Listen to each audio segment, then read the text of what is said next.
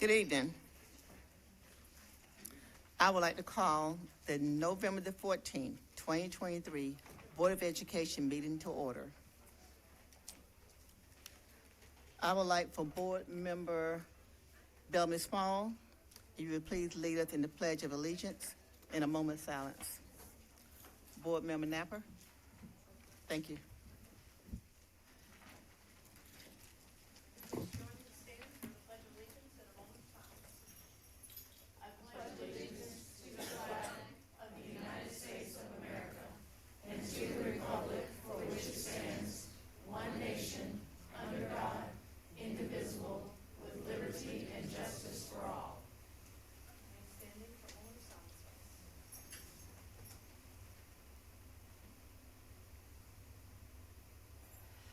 Please be seated.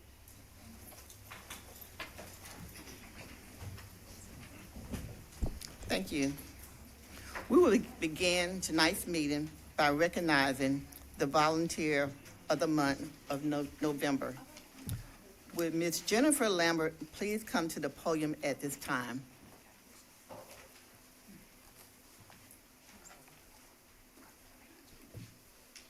Ms. Lambert is the PTO Hospitality Committee Chair at Stokesdale Elementary.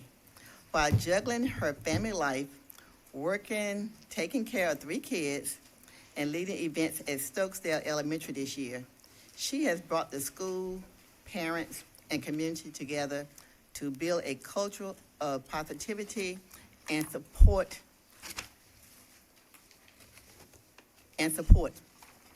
Ms. Lambert provides a hoo-hoo wagon to staff each month, which consists of snacks and goodies.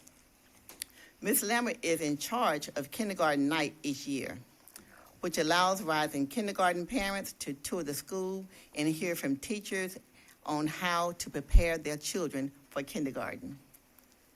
She led the Parent-Teacher Vikings Vault fundraiser this year, which raised over $20,000.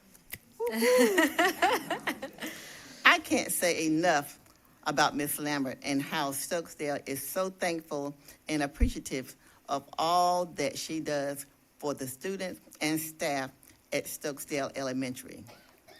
She is the quintessential example of a GCS Volunteer of the Month, says Ms. Allison Bennett, principal at Stokesdale Elementary, who nominated Ms. Lambert. It is a pleasure to recognize you, Ms. Lambert, as the November 2023 Guilford County School Volunteer of the Month. As a Volunteer of the Month, you were surprised with a $50 gift card courtesy of Rice Toyota. During the month of November, Jennifer's photo will be on display at the district central offices, Stokesdale Elementary, and Rice Toyota. At this time, I would like Board Member Michael Logan to present Ms. Lambert with a certificate of recognition. Thank you. Thank you, Ms. Lambert, for all that you do for kids in Stokesdale. Please make some comments for us. Thank you to everyone. Well, I taught my daughter pre-K during COVID, and that was my closest look at what educators do, which is a really hard job. Educators teach more than academic material. They teach life skills, manners, organization, navigation through friendship, and the list goes on. And that's with 20 plus children per day. Teachers have a passion for teaching and children, and that's why they show up every day for our kids. I only have 3 kids who enjoy getting a rise out of me and out of each other. And I'm always amazed at how I walk the hallways at Stokes Elementary and everyone is calm and organizing and engaged. And I just think they must have some magical or ninja-like powers that keep the attention spans of these little ones. Currently, I serve as the hospitality chair at Stokes Elementary School. In this transient culture and the grass must be greener on the other side mentality, I have 2 main goals. One is to show our teachers and staff appreciation, to show them we are one family and one team, and we hope they spend many years at Stokes Elementary. And 2 is to keep local kids at local schools. We have great public schools, and we want Stokesdale Elementary to be the first choice for education. PTO helps mobilize resources, talents, and efforts of our families and our community to better our school and enrich the student experience.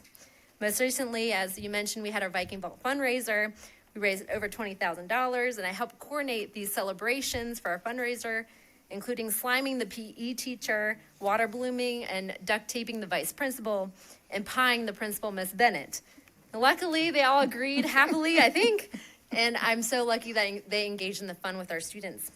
PTO offers the platform for parents to be a part of their children's student school memories, and I'm very, very grateful for that. So I thank Ms. Bennett for this recognition and always being supportive of our ideas. And thank you to our PTO board, Sarah Turner, Rachel Dilling, and Monica Bogle. As a team, we can do amazing things. Thank you to my family, and thank you to Guilford County Public Schools. And as Ms. Bennett says every week, alone we can achieve success, but together we can achieve excellence. So thank you very much. Thank you very much. Excuse me, not too fast. Ms. Jennifer, not too fast. We would like to invite you to come to the podium along with your family, your school members, anyone that's a part of your life can please come up for a handshake. Thank you.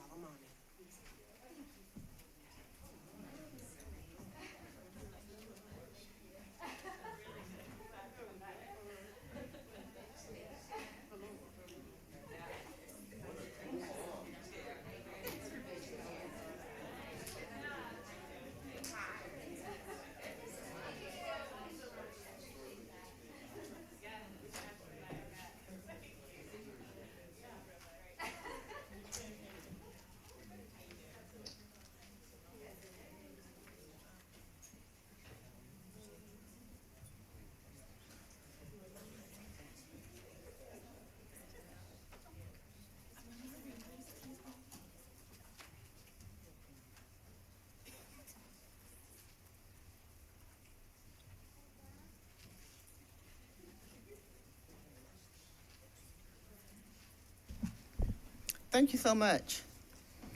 Employee of the Month. Okay, first, let me recognize, we have on the phone Chairwoman Hayes. So let me let you know that she is here by phone. Thank you so much. Let us continue to recognize our November Employee of the Month, Ms. Kimberly Evans. Will you please come to the podium?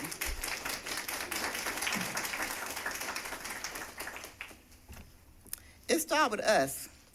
That's how Allen J. Elementary pre-kindergarten teacher Kimberly Evans reacted to learning that she is the November GCS Employee of the Month. Kimberly knows the importance of early childhood education to the students' overall success in the classroom. Allen J. Elementary parent Angelica Riviere knows it too, and seeing the growth in her child this year, led by her nominee, Kimberly, as Employee of the Month. Ms. Evans was surprised with the news on Tuesday. In her nomination, Riviere wrote, "This employee is exceptional. She goes above and beyond with the children. I can see my child every day on Class Dojo. She quickly responds to parents, let you know if there's a problem, and offers solutions. She always has a smile on her face, as she do right now, and receives many teachers' requests every year. My child loves going to school, and she always keeps us updated on what is being learned. She is amazing and never does the bare minimum. I am grateful that this pre-K teacher is my child's first school experience. Thank you very much, Ms. Evans, for all you do, always." Kimberly received a $50 gift card courtesy of Greensboro J.C.'s. During the month of November, her photo will be displayed at the district central offices, at Allen J. Elementary, and in the Greensboro J.C.'s office. At this time, I would like to ask Board Member Chrissy Pratt to read aloud the certificate honoring Kimberly. Hello, Kimberly. Congratulations to you. We have a magnificent certificate for you. It reads, Guilford County Board of Education Certificate of Recognition presented to Kimberly Evans from Allen J. Elementary for Employee of the Month, sponsored by the Greensboro J.C.'s in November 2023. And it is signed by our Superintendent, Dr. Oakley, and our Chair, Dina Hayes. So I'm going to come present this to you.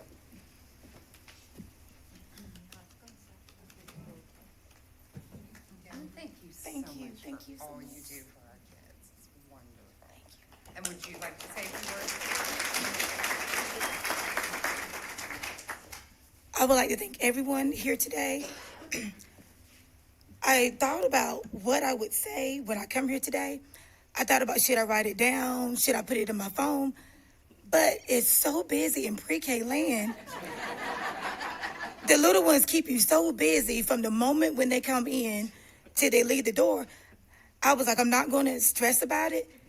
I'm just going to speak. Like, speak from my heart. I just want to share that working in early childhood has been a lifelong goal of mine. I've been doing this for like 26 years. I have been with Guilford County Schools. This is my 8th year. And I only been in pre-K. And I only been at Allen J, the best place to be if you want to teach pre-K. But the joy that I have every day when I go in my classroom, when my scholars are so excited to see me, it's like the best thing ever, with the hugs and the high fives. Just that social emotional piece that we have with our scholars is so important. And that's like the main thing that we try to focus on, is to build their social emotional skills to get them ready for when they move on from us to go to kindergarten. And a lot of times, a lot of people don't understand what we do. Yeah, they do play, but they learn through play. But a lot of people don't understand that. So to be chosen for the Employee of the Month, to actually have someone come and interview me and do videos, it's like 2 videos floating around on Spectrum, on the GCS TV. I just never had so much exposure before. But if you watch those videos, you would see the joy that we have as teachers and the joy that the scholars have coming to school every day. And when someone asks, what subject do you teach? We teach all subjects. We give them exposure to everything. So our job is very important. We are the foundation for them. It starts in pre-K. Early childhood. Pre-K rocks.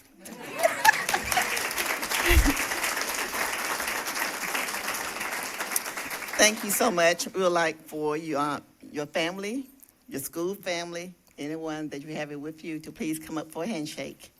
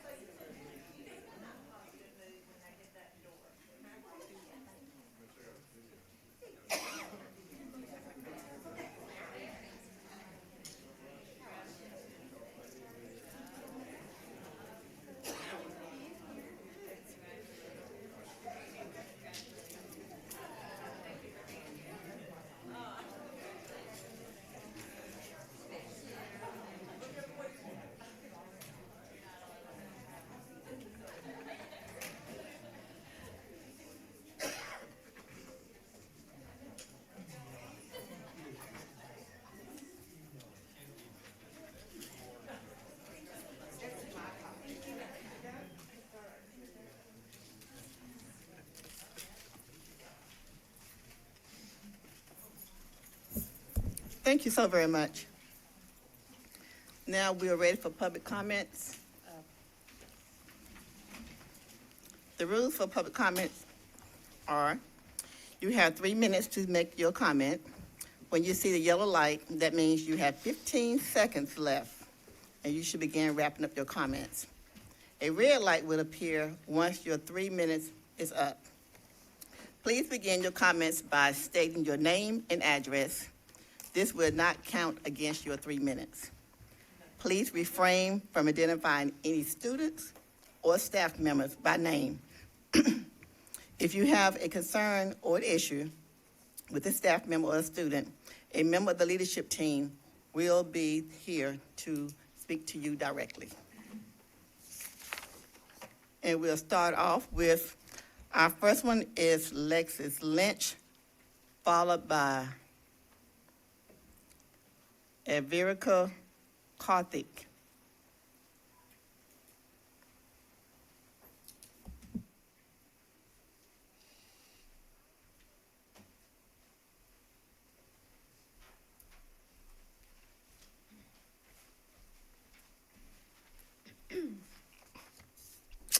Good evening. My name is Lexi Leach, and I live at 5012 Casting Way. I have lived in Guilford County for all 18 years of my life, and 12 of those years have been spent as a student in the Guilford County school system. Currently, I am a senior at the Early College at Guilford, where I have been given the privilege of learning in our school system's strongest academic curriculum. With this education, I have learned much about our world, from its politics to its biological makeup. But no lessons have been as profound as those that expose the current state of our environmental crisis. As a student and environmentalist, I greatly fear the current climate projections and am left wondering how we in Guilford County can make an impact. I thank Superintendent Oakley and the rest of the school board for committing to make an effort to transition our schools to clean energy with the adoption of the energy policy. Actions like these have great potential for initiating a ripple effect across the county and meaningful action toward helping the climate crisis. However, I, along with others engaged with the Solar Power Now Coalition, must urge a further commitment to a deadline of 2050. Current climate data suggests that a date of 2050 is necessary in order to avoid the worst impacts of the climate crisis. Climate scientists and international organizations continue to encourage net zero emissions by 2050, and without direct, planned action within our school system to meet these demands, we risk being a part of the potentially irreversible changes that are blanketing our Arctic, our oceans, and our Guilford County. I know that as a young person in America, the actions we take today will impact the lives of my friends, my family, and myself. With a younger sister just entering middle school, I want to be able to promise that she will have the same opportunities that I have had as a fortunate student in Guilford County. I want her to feel the exhilaration of having a snow day as her wake-up call, or to be able to visit the North Carolina beaches. But without a clear, set goal within our school board and beyond, our world will never be the same. We have an undeniable opportunity to approach our current situation with positive steps forward. With a final deadline of 2050 and various benchmark deadlines along the way, we will be able to protect the future of so many of the great minds being taught across Guilford County schools. Thank you so much for your time. Thank you.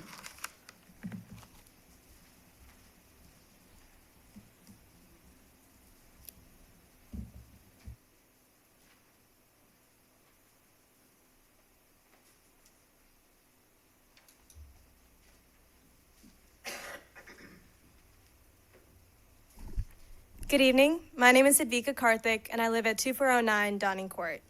I stand before you today as a senior, also at the Early College of Guilford. Within our educational community, I serve as a member of the GCS Service Youth Leadership Council, and I've had the privilege of participating in the Superintendent Advisory Council in the past as well. First and foremost, I want to express my gratitude for Superintendent Oakley's recent updates to the district's energy regulation. This monumental step signifies the district's dedication to addressing the pressing climate issue. However, let us acknowledge that this is just the beginning of a critical journey. To ensure the safety of tens and thousands of Guilford County students and faculty, we must establish a clear deadline for this transition, Specifically, I urge you to set the goal of achieving 100% clean energy by 2050. Anything longer than this time frame is simply too long. At present, the challenges of rising temperatures and increasing food insecurity are not abstract issues plaguing distant regions. They're worsening within our own city's borders. Nonetheless, merely setting a 2050 deadline itself is not sufficient. We must implement benchmark deadlines to hold ourselves accountable and systematically address the climate crisis. Several other cities in North Carolina, such as Charlotte and Hillsborough, have already adopted such deadlines years ago, prompting us to question what is holding us back. Furthermore, my former elementary school, Brooks Global Studies, along with several others, is currently being reconstructed thanks to the school bond that has been passed. It's imperative that we utilize this opportunity to ensure the reconstruction of these schools eliminates the reliance on fossil fuels, including school kitchens. Burning natural gas within a kitchen not only harms the environment, but also jeopardizes the well-being and health of innocent children. I'm not alone in voicing these concerns, as I speak on the behalf of numerous GCS students who share my apprehensions about the climate safety of our educational environment. There are numerous avenues through which we can work towards our clean energy goals, and we have already taken significant strides.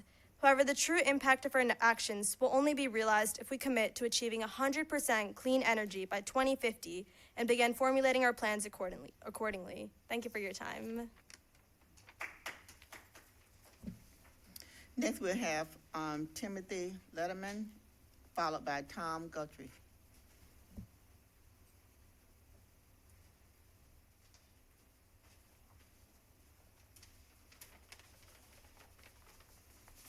Good evening. My name is Tim Lindeman. I live at 715 Walker Avenue here in Greensboro.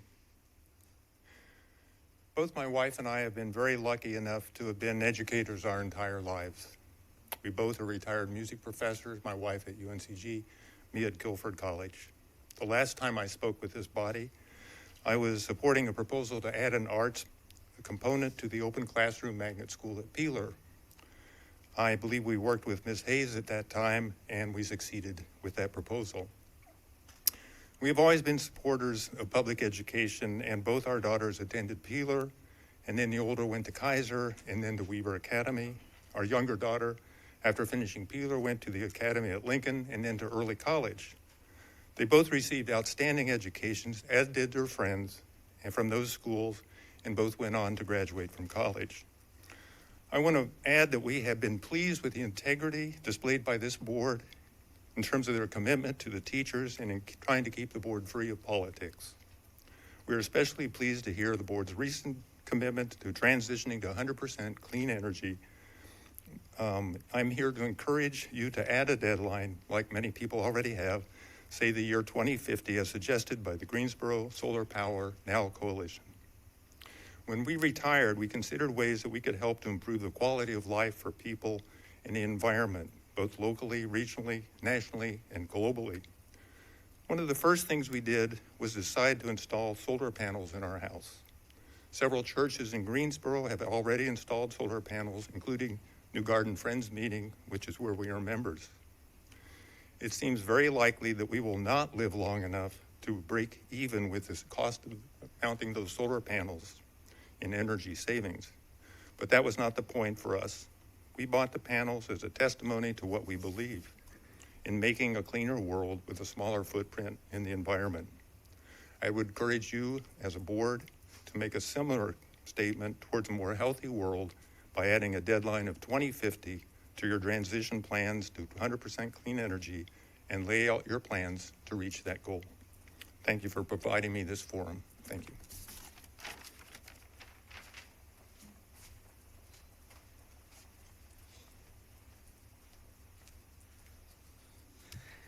Hello, my name is Tom Guthrie. I live at 2407 Camden Road in Greensboro, and I'm just grateful that I did not have to go right after those two young people.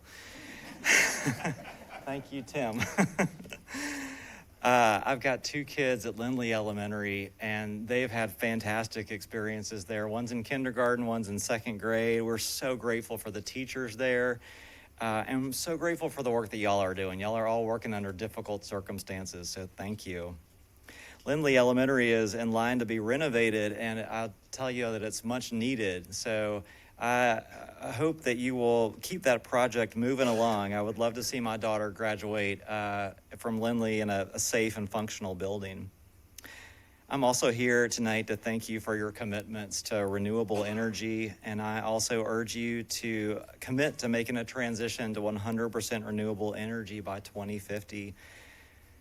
But 2050 seems too far away. The climate crisis is not something that may happen in the future. It's happening right here and now. It's time for bold action right now.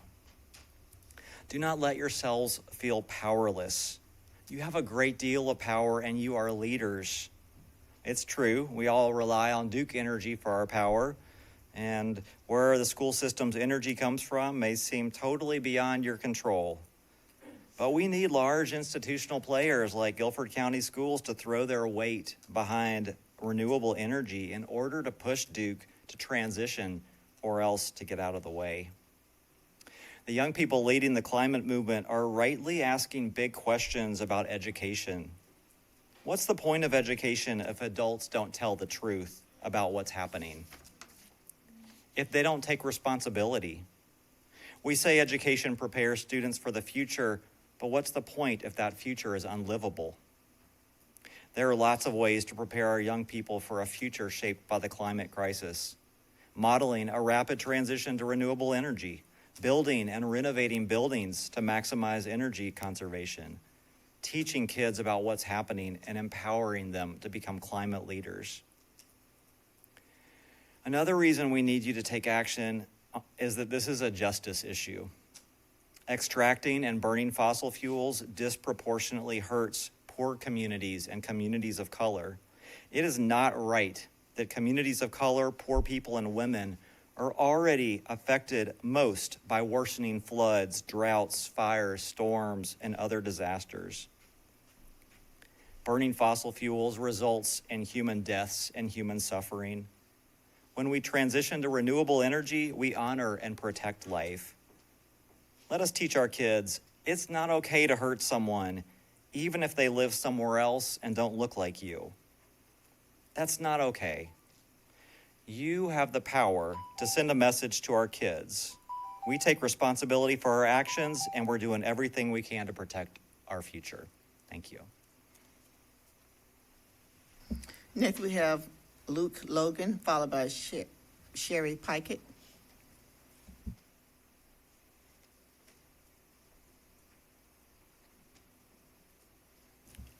Luke Logan. Okay, Sherry Pikett.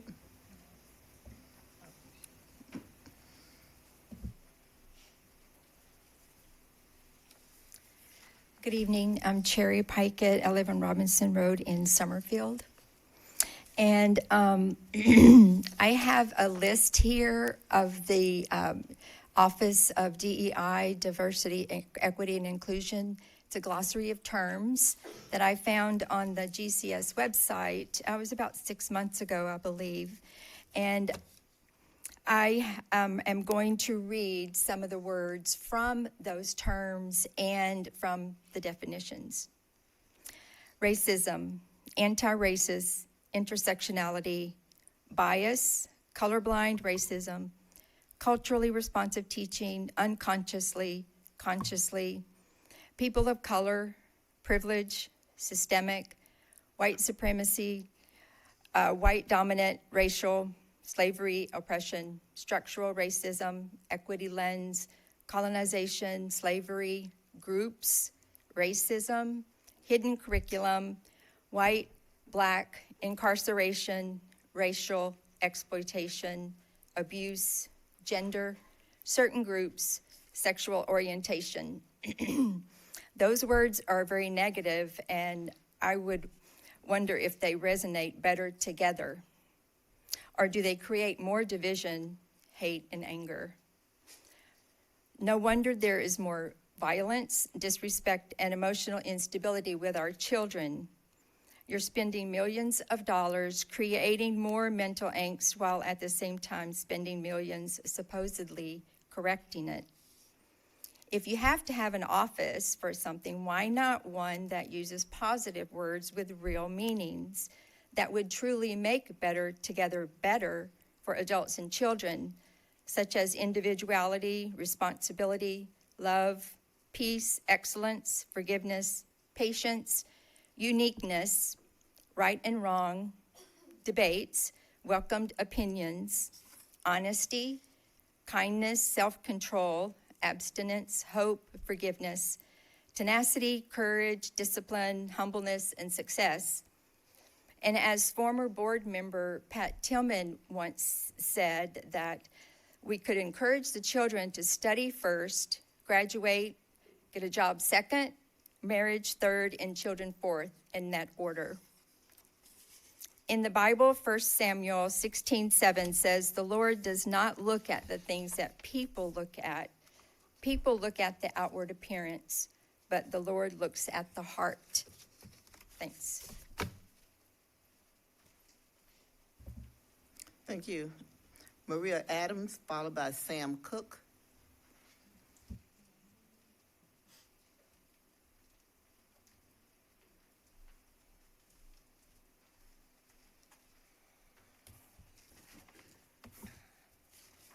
Good evening. My name is Maria Adams, and I live at 5999 Morganshire Drive in Summerfield. And I want to thank you for the opportunity to address the board this evening. As a parent of a freshman student and the chapter chair of Moms for Liberty, I applaud this board on the proposed policies that you'll be voting on tonight.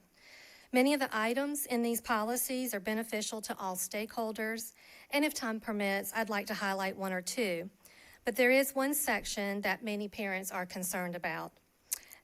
In our group of Moms for Liberty, we thoroughly read the Parents' Bill of Rights, and then we compared it to the policies that you proposed and to see how they compare and contrast. But there's one particular item in that policy, and that's in Policy 3540A, which mirrors the Parents' Bill of Rights in Section 115C-76.55, and I'll read that in its entirety. Instruction on gender identity, sexual activity, or sexuality will not be included in the curriculum provided in kindergarten through 4th grade. For purposes of this policy, curriculum includes the standard course of study and support materials, locally developed curriculum, supplemental instruction, and textbooks and other supplementary materials, but does not include responses to student-initiated questions, communications unconnected to the curriculum, other statements protected by law. So we feel that this is good that it's in the policy, but many of the parents still have questions because we feel like it's somewhat vague and there's a few things that need to be defined. So I'm just going to address these questions, and I know that you can't answer them here, but I'll email them and hopefully we'll get some response. So we'd like for you to define what you meant by the last statement of communications unconnected to the curriculum. We'd like for you to cite the laws, what statements are protected by the law. Or if there are student-initiated questions regarding sexuality or gender, what will be the procedure for handling those questions? Are books about sexuality, gender, or pronouns in the library or on the teacher's shelves considered support materials? To us, we feel like the policy is a little too vague and parents want more details. So perhaps Dr. Oakley will have the liberty to define these details and set procedures to make it clear to us parents. Parents want to know if their 5 or 10-year-old or 5 to 10-year-old children are going to be exposed to information that many parents determine is inappropriate for their children. So we would just like to have some more information on that, please. Since I do have a few more seconds, I do want to applaud you on one particular piece that we found very hopeful in the policy 1310/4002, which is titled, Parental Involvement and Empowerment. Each year, the superintendent or designee shall create a parent guide for student achievement that meets the requirements of state law and the State Board of Education. All parents will receive a written copy of the guide and information in the guide and will be discussed at the beginning of the school year. So we think that's an excellent piece. Thank you.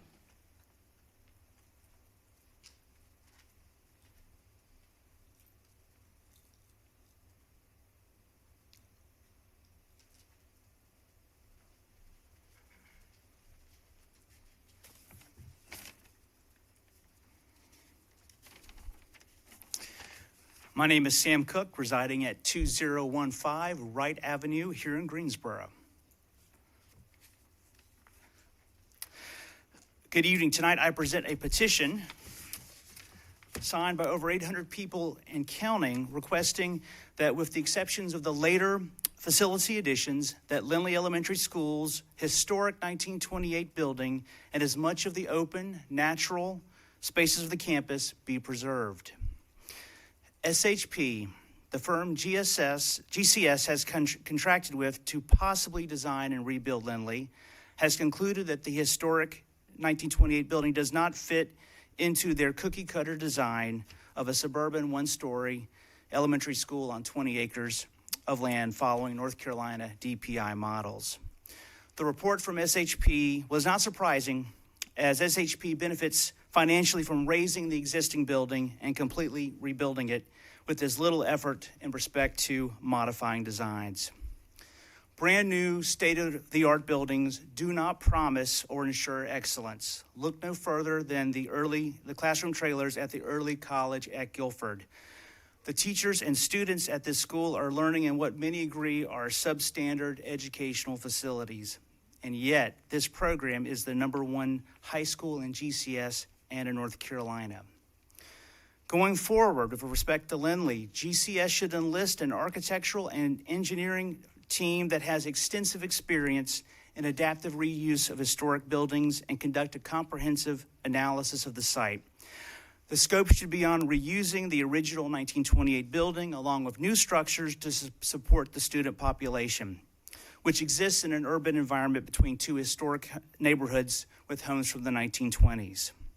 This approach should also consider maintaining as much of the existing open landscape, woods, and community garden and walkability of the campus from the surrounding neighborhoods. At 95 years old, Lindley's 1928 building has stood strong and steadfast, surrounded by its beautiful woodlands, its meandering creek, and its many open spaces. As soon as you walk into Lindley, you can feel the history. The building speaks to you, telling of its story of its educators and students that graced its halls, the decades of efforts to teach and learn, and the community it created with its school families and surrounding neighborhoods. The building is a true Lindley lion at heart, pun intended. Don't erase Lindley's history. Continue it by modernizing the 1928 building into the 21st century, as well as maintaining the natural landscapes of the campus. Thank you. Thank you. We will have Joanna Pemberton, followed by Betsy Summerford.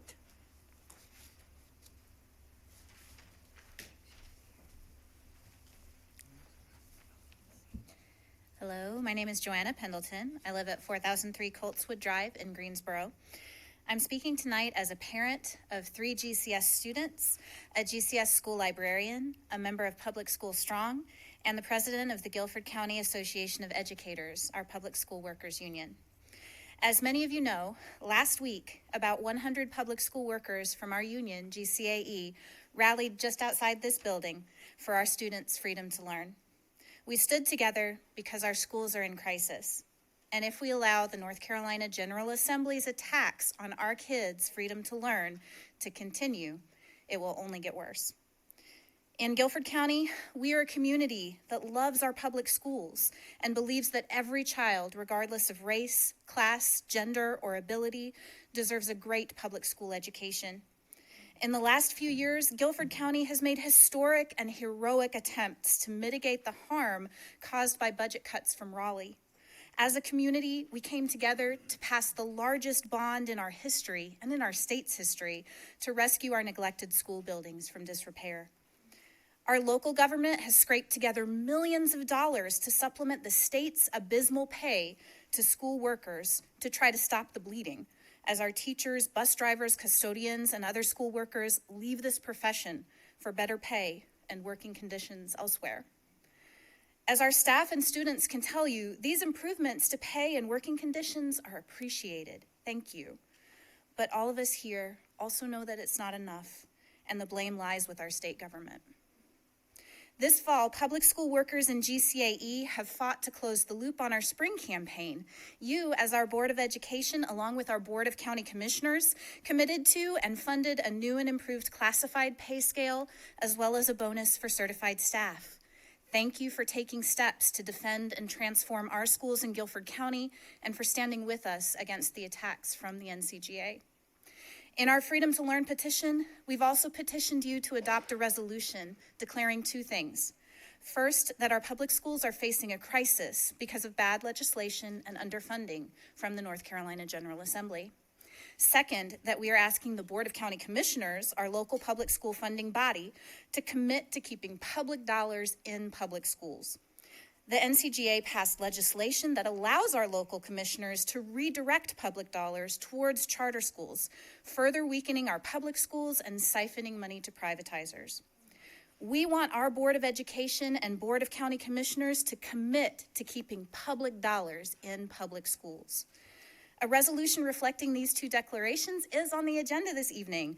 We urge you to adopt this resolution and send a strong message locally and statewide that Guilford County supports keeping public dollars in public schools. Thank you.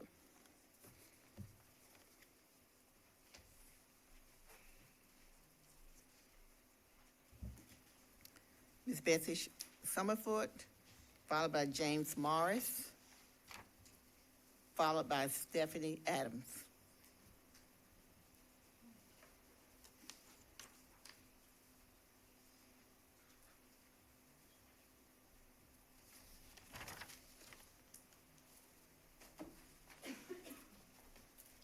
I was 13th, so I didn't expect to speak. I'm Stephanie Adams. I live at 300 North Chapman Street. And I'm a parent of a current second grader, a future kindergartner, and a fourth grader who Lindley Elementary School has prepared to go to the Academy at Lincoln. And I am asking you to move forward with the rebuild of Lindley Elementary School as planned. When we look at the petition that you'll receive or already have received to renovate the building and the signatures at the time of writing these comments, you'll see things like, I went to the school in 1964, my kids went here, let's keep the community garden and the walkable trails. While I appreciate and respect all of that, what you don't hear are comments about the kids in the building right now and the form and function of the building. And here's the current state. The building is over-enrolled with an entire grade level in trailers. And while people can do anything, we have amazing educators like you've honored tonight who can do anything. They deserve the best building.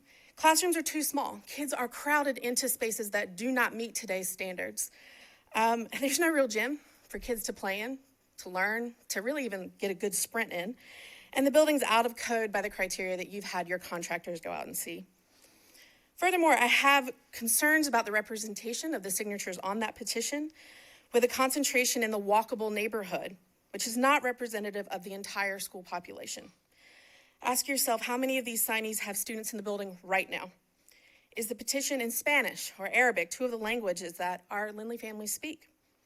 I worry that the loudest voices of affluent families around the school do not represent the larger, diverse Lindley community. In reality, 72% of teachers want a rebuild. A complete rebuild can attract teachers to the new space and keep our best teachers in the building. The rebuild honors the education that we promise students and the professional space that our teachers deserve. I ask you not only to move forward, but to do so without further delay. Delay means continuing to have our kids in a substandard building in every way. The voters passed this bond, which I voted for, in good faith in your fiscal responsibility and your responsibility to give students the best across all of Guilford facilities. We have an incredible opportunity to invest in their educational attainment with the full community of students who will attend Lindley Elementary School over the next 95 years. And this bond is an incredible opportunity that comes along once in a lifetime. It's not often that you get billions of dollars to do things. So I worry that a renovation will be more costly and limited in the scope of what you can do and what is possible. And those concerned with the loss of history, I argue that the building did not make that happen, the people did. And the people aren't going anywhere. A new building will not change the character of the parents or the student population of the surrounding community. Instead, it may help the kids learn a bit more in the 7 to 10 hours that they spend there every day. Thank you. Thank you. Next, we have Esther Jokpe. My name's James Morris. Oh, you missed. Okay, thank you. Okay. Hi, James Morris, 7707 Cedar Chase Drive. Good evening, school board. Thank you for letting me speak tonight. I'd like to address some concerns that were brought up at a previous meeting. First, the term book banning. Does DPI, school boards, or schools themselves ever decide that certain books should be uncirculated or taken out? Is that book banning? When DPI, the media center, or school boards decides not to carry a certain book, is that book banning? Choices have to be made. I say make good choices that don't fill kids' heads with ideas of premarital sex and pornographic rendezvous. The schools teach abstinence before marriage, and that bar should be kept in libraries as well. Despite what you think, many kids these days graduate high school as virgins. And if they pick up a book that they're not aware of that has this type of material, it can scar them. The stats for problems from teenage sex are not good. I would think parents would want their kids to wait.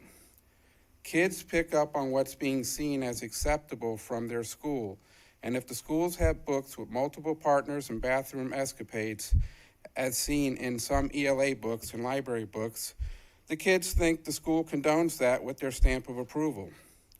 How about having books like How to Overthrow Your Government, books on bomb making a meth lab, or building your own gun arsenal in the library? Is that okay? Because those books are out there too. There are too many books for parents to go through, and kids don't always inform parents what they're checking out. How can a parent tell the media center not to check a book out to their child if they don't know the title of the book? Any book that is not in a school is available on Amazon or at local libraries. So are we banning books or making choices on what is in our kids' schools? Aren't we allowed to have some say in what our kids have access to? I know the parents have a right to choose what books they have access to, but that is almost impossible to navigate with the amount of trashy books that are available. And also the titles are very vague. How about warning stickers and having kids opt in to have access instead of opting out? The law on obscenity is pretty basic, and I can tell you the book that I challenged definitely did not pass, even though the board voted to keep it. Next, I cannot understand the hatred many have in this room for Michael Logan. The image of some racist, gun-toting, far-right extremist is very different from the measured, calm, fair, and unbiased teacher who made Teacher of the Month and who is, yes, pro-gun, a.k.a. pro-Second Amendment, a.k.a. the Constitution, a.k.a. taught in schools by law. If you have so much hatred for this man, talk with him. And afterwards, if you still have hate in your heart for him, then maybe look in the mirror and find out where the hate is really coming from. He wants nothing but the best for your kids, and his dedication and record speak to this. Thank you. Thank you. That concludes our public comments. Just want you to know that we have 5 comments that was received and now is being posted on the online meeting agenda. Can I have approval, a motion for approval of the agenda? Move the approval of the agenda. Second. Okay, it's been moved and properly second. Are there any opposition?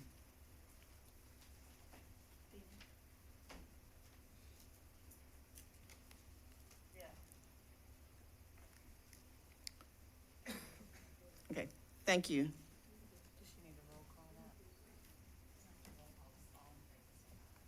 All in favor say aye. Oppose? And Dana say yes. Thank you. Now for the consent agenda, Dr. Oakley.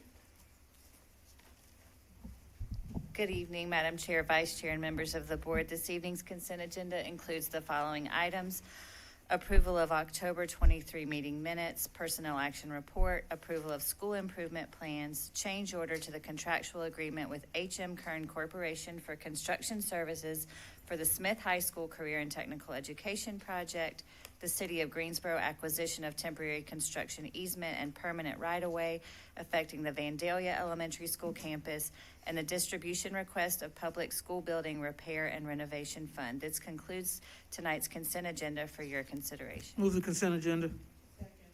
Excuse me, Mr. Logan has asked and requested that item A be pulled.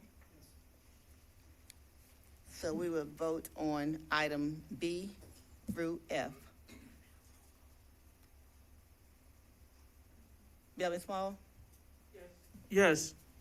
Pratt, Yes. Wellborn, Yes. Rouse, Set, yes. Hayes. Yeah. Napper, Yes. Logan, Yes. Yes. Irving, Yes. and Jenkins, yes. The vote 9-0. Now for item A. Ms. Logan?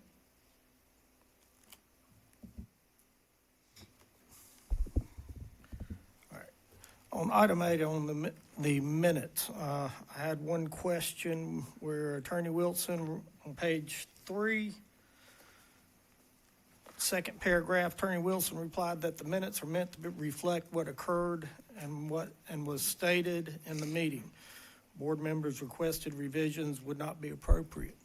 I would like to add to that our board member, not our board member, but our attorney stated that the appointed person to the school board was legally appointed to that board and was a legal representation, even though SB 9 removed him on the 17th. Attorney Wilson? Well, first of all, the minutes are correct. That is what I said. And once again, we're back in this, what is the purpose of minutes? Minutes reflect what occurred in the board meeting, not what you would like them to be. And in fact, Mr. Goebel was seated and has not ever been declared inappropriately seated. And so that is his legal status. The state law provides that until somebody new is seated, whoever is in the seat remains, regardless of what a statute says. So, first of all, the legal point is wrong, but second of all, the actual purpose of minutes is to reflect what happened in the meeting, and that is what happened. Now, as my understanding, legislature makes law in our state, correct? Yes, including the law that says that until someone else is sworn into a seat, the person who holds it continues to hold it. Let's see, state law stated that the term of office of any individual appointed by the Guilford County Board of Education to fill a vacancy occurring between December 1st, 2022, and the effective date of the act, which was August 17th, shall expire the effective date. That's pretty clear. And until someone else takes that seat, the seat holder holds over by law. There's much case law on that. Move the item. Second. Okay, we ready for a vote? Belby Small, Yes. Pratt, Yes. Wilson? Well, I'm sorry, Wellborn, Yes. Strauss, Yes. Chairperson Hayes, Yes. Napper, Yes. Logan, No. Yes. Jenkins, yes. Motion passed, vote 8-1.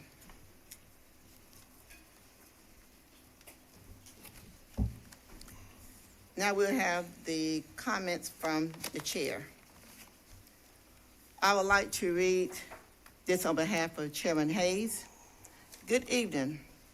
Last week we celebrated Veterans Day, and I want to begin by thanking all military families and staff members for their service to our country.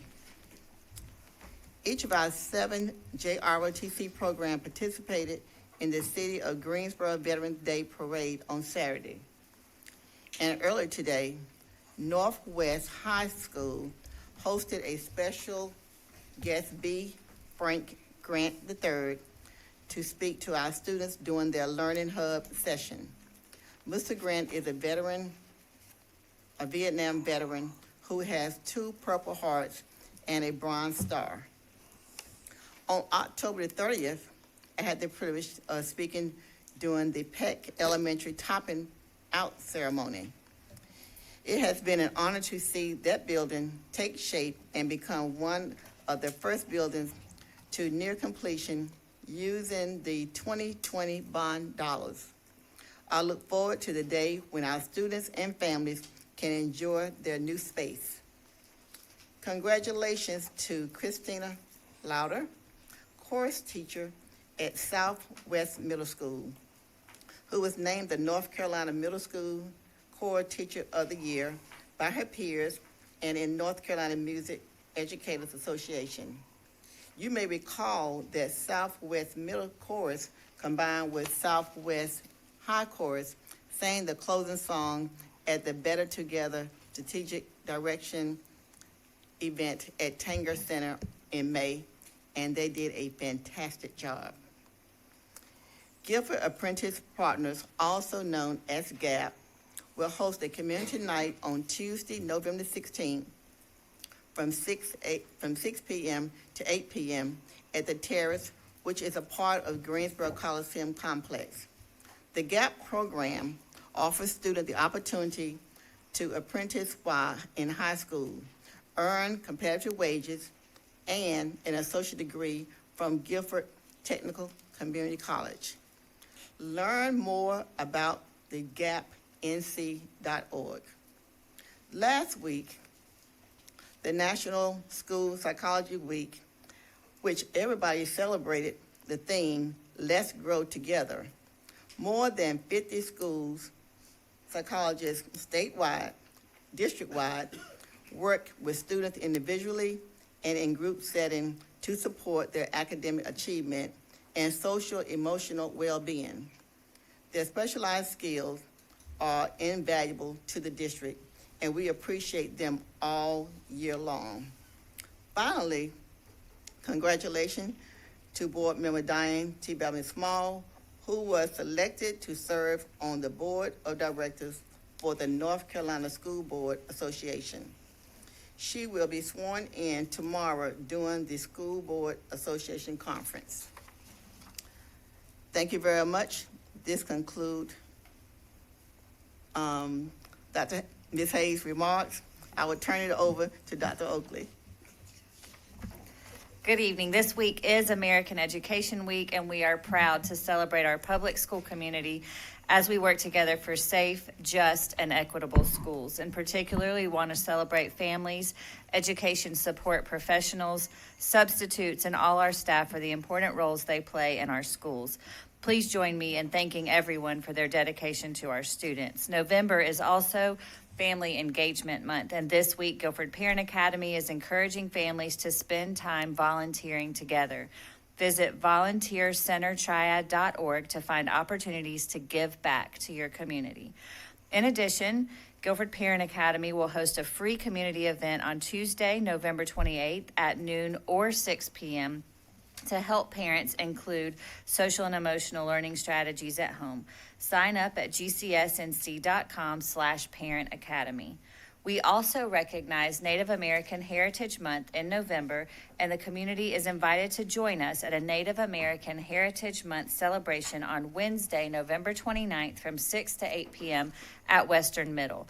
This free event will feature Native art, food, dance, music, and vendors. RSVP by clicking on the homepage of our website at gcsnc.com. Finally, if you've ever wondered what a day in the life of a principal is truly like, I encourage you to sign up for Principal for a Day, hosted by Guilford Education Alliance. This annual event will take place on Thursday, November 30th, beginning at 8 a.m., and allows community members to shadow principals and other key staff members to better understand the inner workings of a school. Register at www.geanc.org.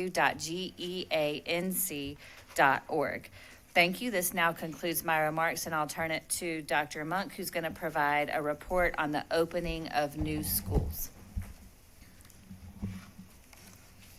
All right, and thank you, Dr. Oakley. Good evening, Chairwoman Jenkins and Hayes, as well as the rest of the Board of Education. Tonight, we're going to provide an update on our opening of schools that are associated with the 2020 bond referendum. As you all may recall, back in 2019, we commissioned a study of all of our school facilities. And the result of it was a facilities condition assessment that was presented to us. And what it told us was that about half of our facilities were either in poor or unsatisfactory condition. And that included the infrastructure for our schools, roofs, HVAC, as well as technology. From that report came recommendations. The first couple of recommendations was to rebuild 22 of our existing schools on their sites and fully renovate 19 of the schools. Another critical part of the report was to maintain the schools that weren't receiving those new facilities by the use of something called deferred maintenance, and that was going to take care of 56 of our schools. It was also going to provide, though, technology and safety and security to all of our schools, regardless if you were a part of the fully rebuilt or the new school. It also contemplated constructing new schools on 7 sites and then adding additions on 3 of our sites to take care of what we were projecting as increased capacity needs. Another critical and main component of the recommendation was to eliminate mobile classrooms on our school campuses. We believe that that provides us both better safety from natural disasters as well as from people accessing our facilities and students and staff. To go along with these recommendations were also recommendations of consolidations and closures of 13 of our schools and 11 of our administrative sites.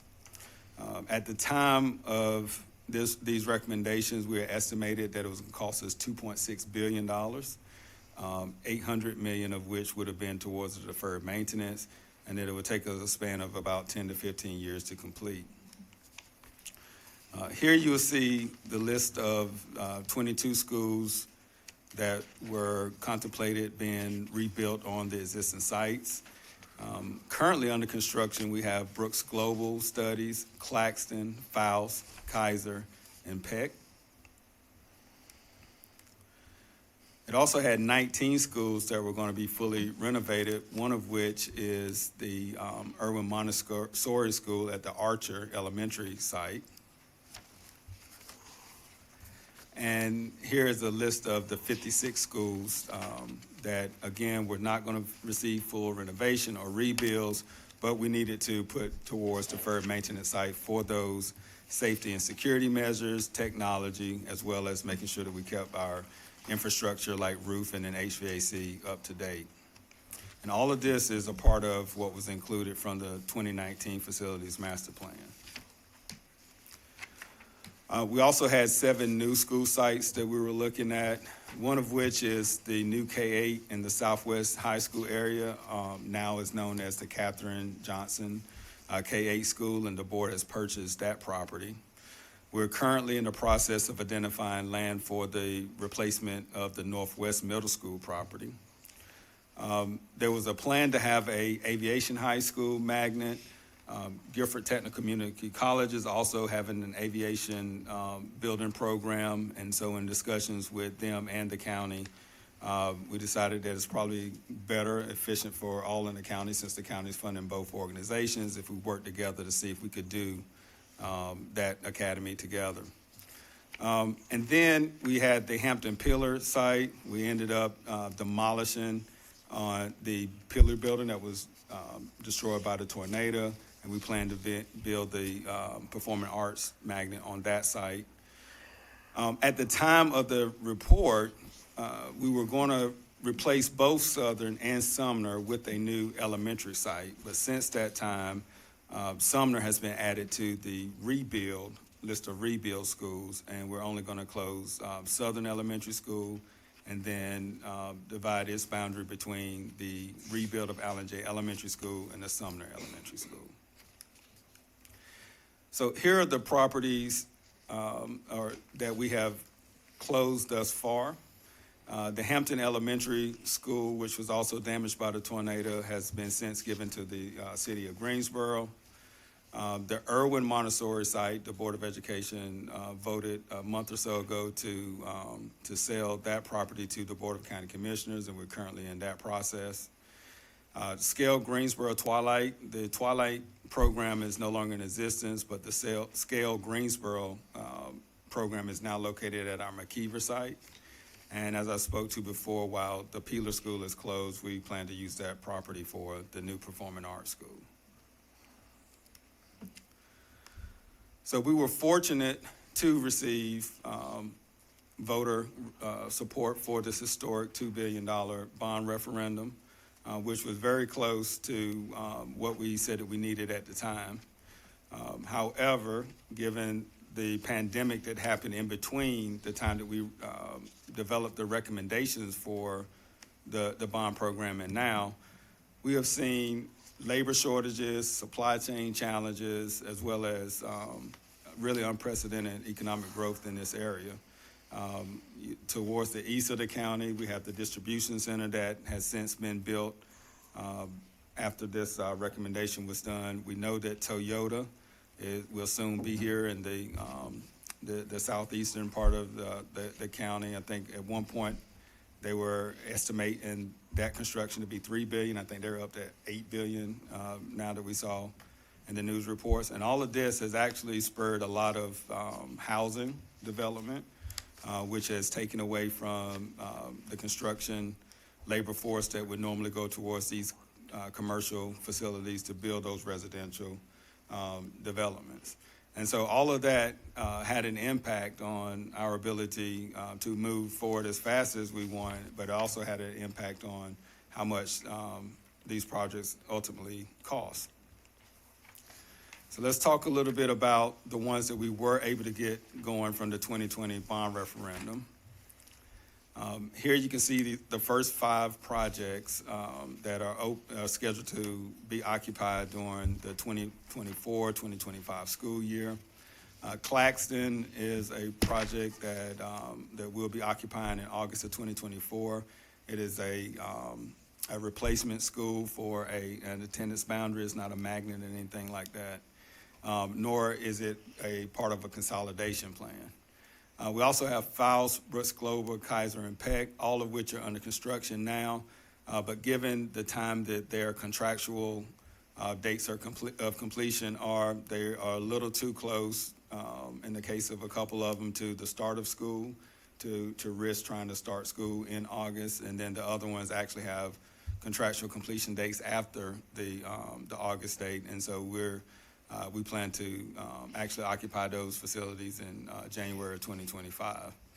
And then Irwin Montessori at the Archer site, we're to the point now where we feel that we're getting on down the list. We're pretty substantially into construction for those first 5 projects. We've been taking bids for the performing arts, and we plan to bring at least one GMP to the board next month for that project. And like I said, we also purchased the land for Catherine G. Johnson. So it's time to move forward deeper into not only the 2020 bond referendum, but also the 2022 bond referendum, which the next couple of projects that are up, the board has already approved the architectural contract for Sumner, and we're ready to move forward with recommendations for Swan as well.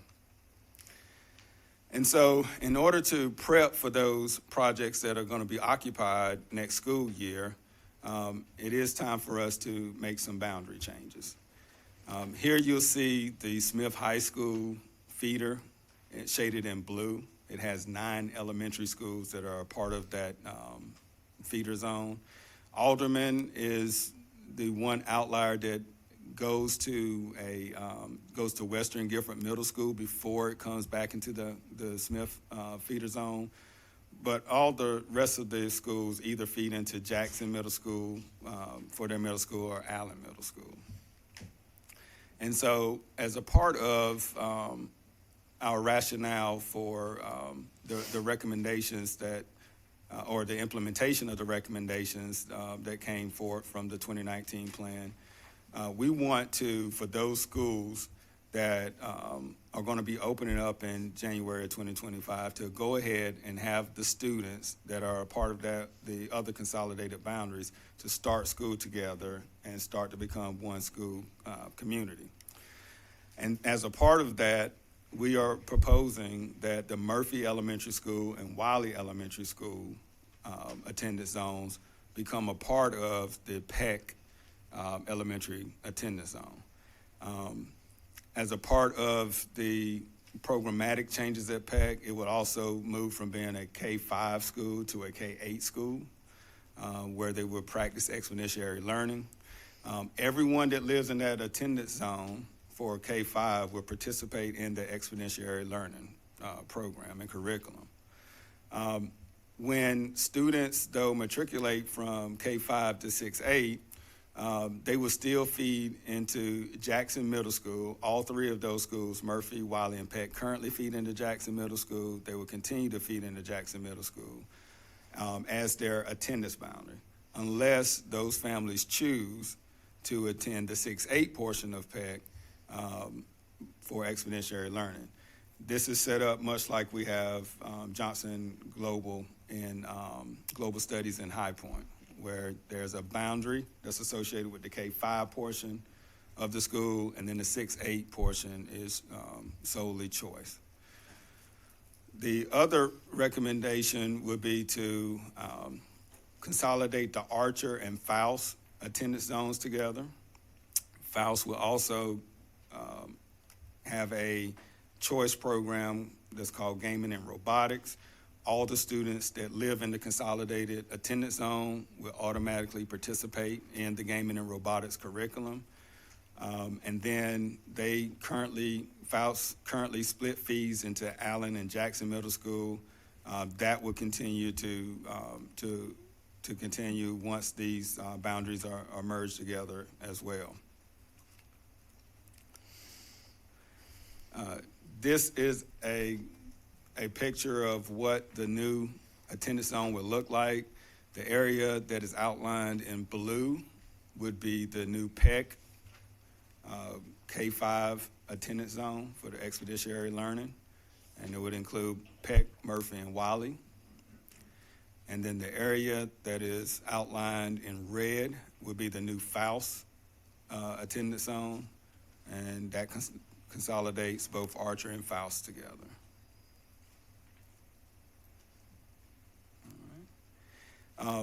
Not only is this consolidation necessary for the new schools, but it also allows us to use the Murphy and Wiley spaces as swing spaces as we continue on with the bond referendums, as well as to migrate our Montessori program, Urban Montessori, that's currently at Alamance Elementary School to the Wiley facility.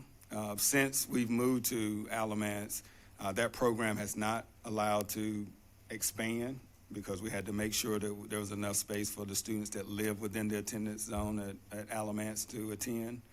And so this is a great time as we look to build that program in anticipation of the new school that's going to be located on the Archer campus to move that program into the Wiley facility and build the program back up, and once the Archer campus is done, open it up as the new Montessori school.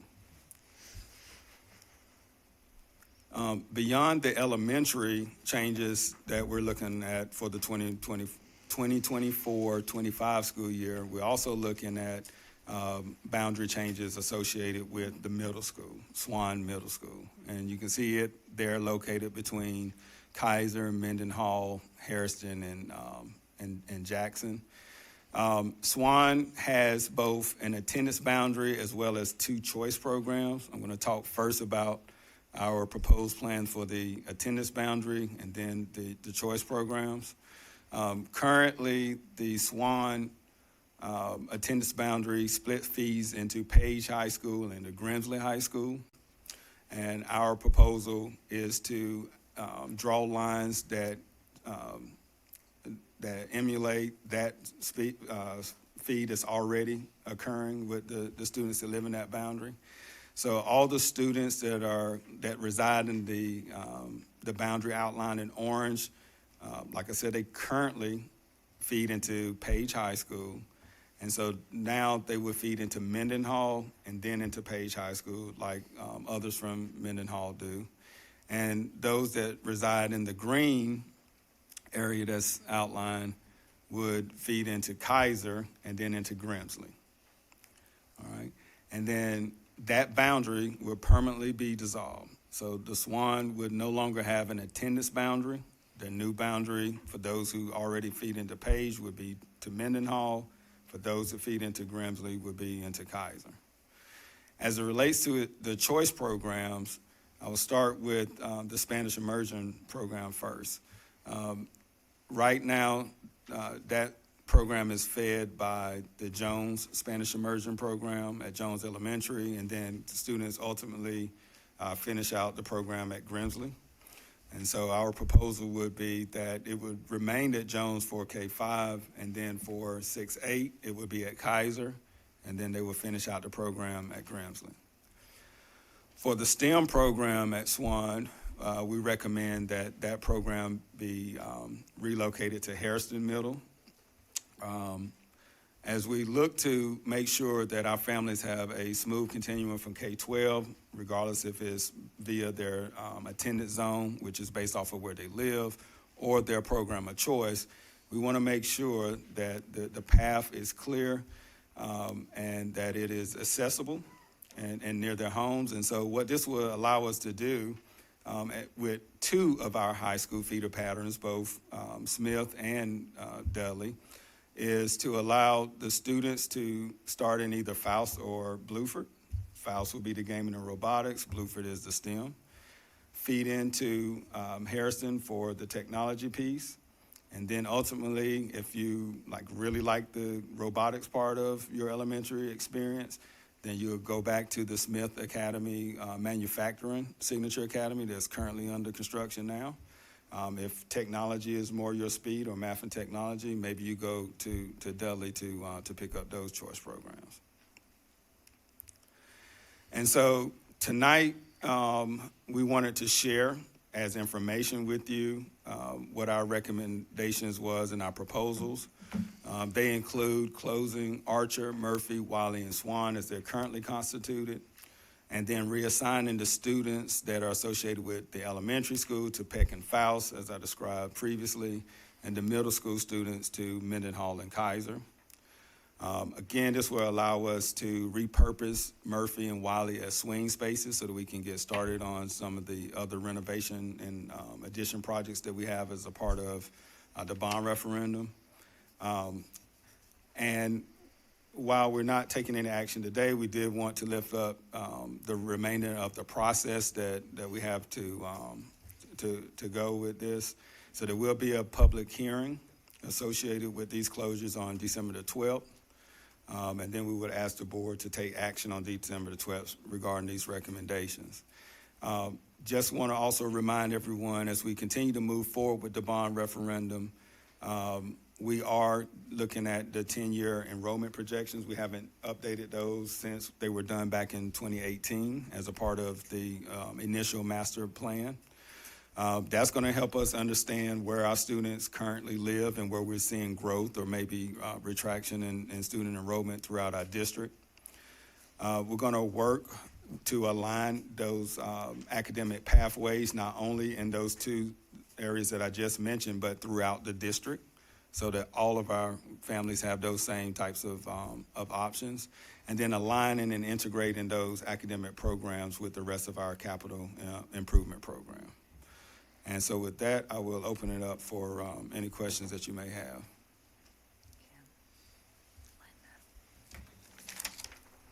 Mr. Irby? Thank you for the presentation. I would like to lift up, when we say that we're closing things, that we need to work on our language. And maybe it's reconfiguring enrollment, or we need to find another language, because we're not closing these particular schools. We are doing something else. Am I correct? Well, I think just what's in the board's purview, when we close something that currently has a school number, it requires board action. But to your point, the programming is shifting in configuration, but what the board will take action on is the actual closure associated with that school number. Well, so each school has a school number assigned by the state, and it operates as that entity. Yeah, I understand that So part. you're right, it's confusing to people because they think that means the building's shuttered. So when you close the school, you're really just relinquishing that school number, and that doesn't mean the building won't be repurposed. Okay.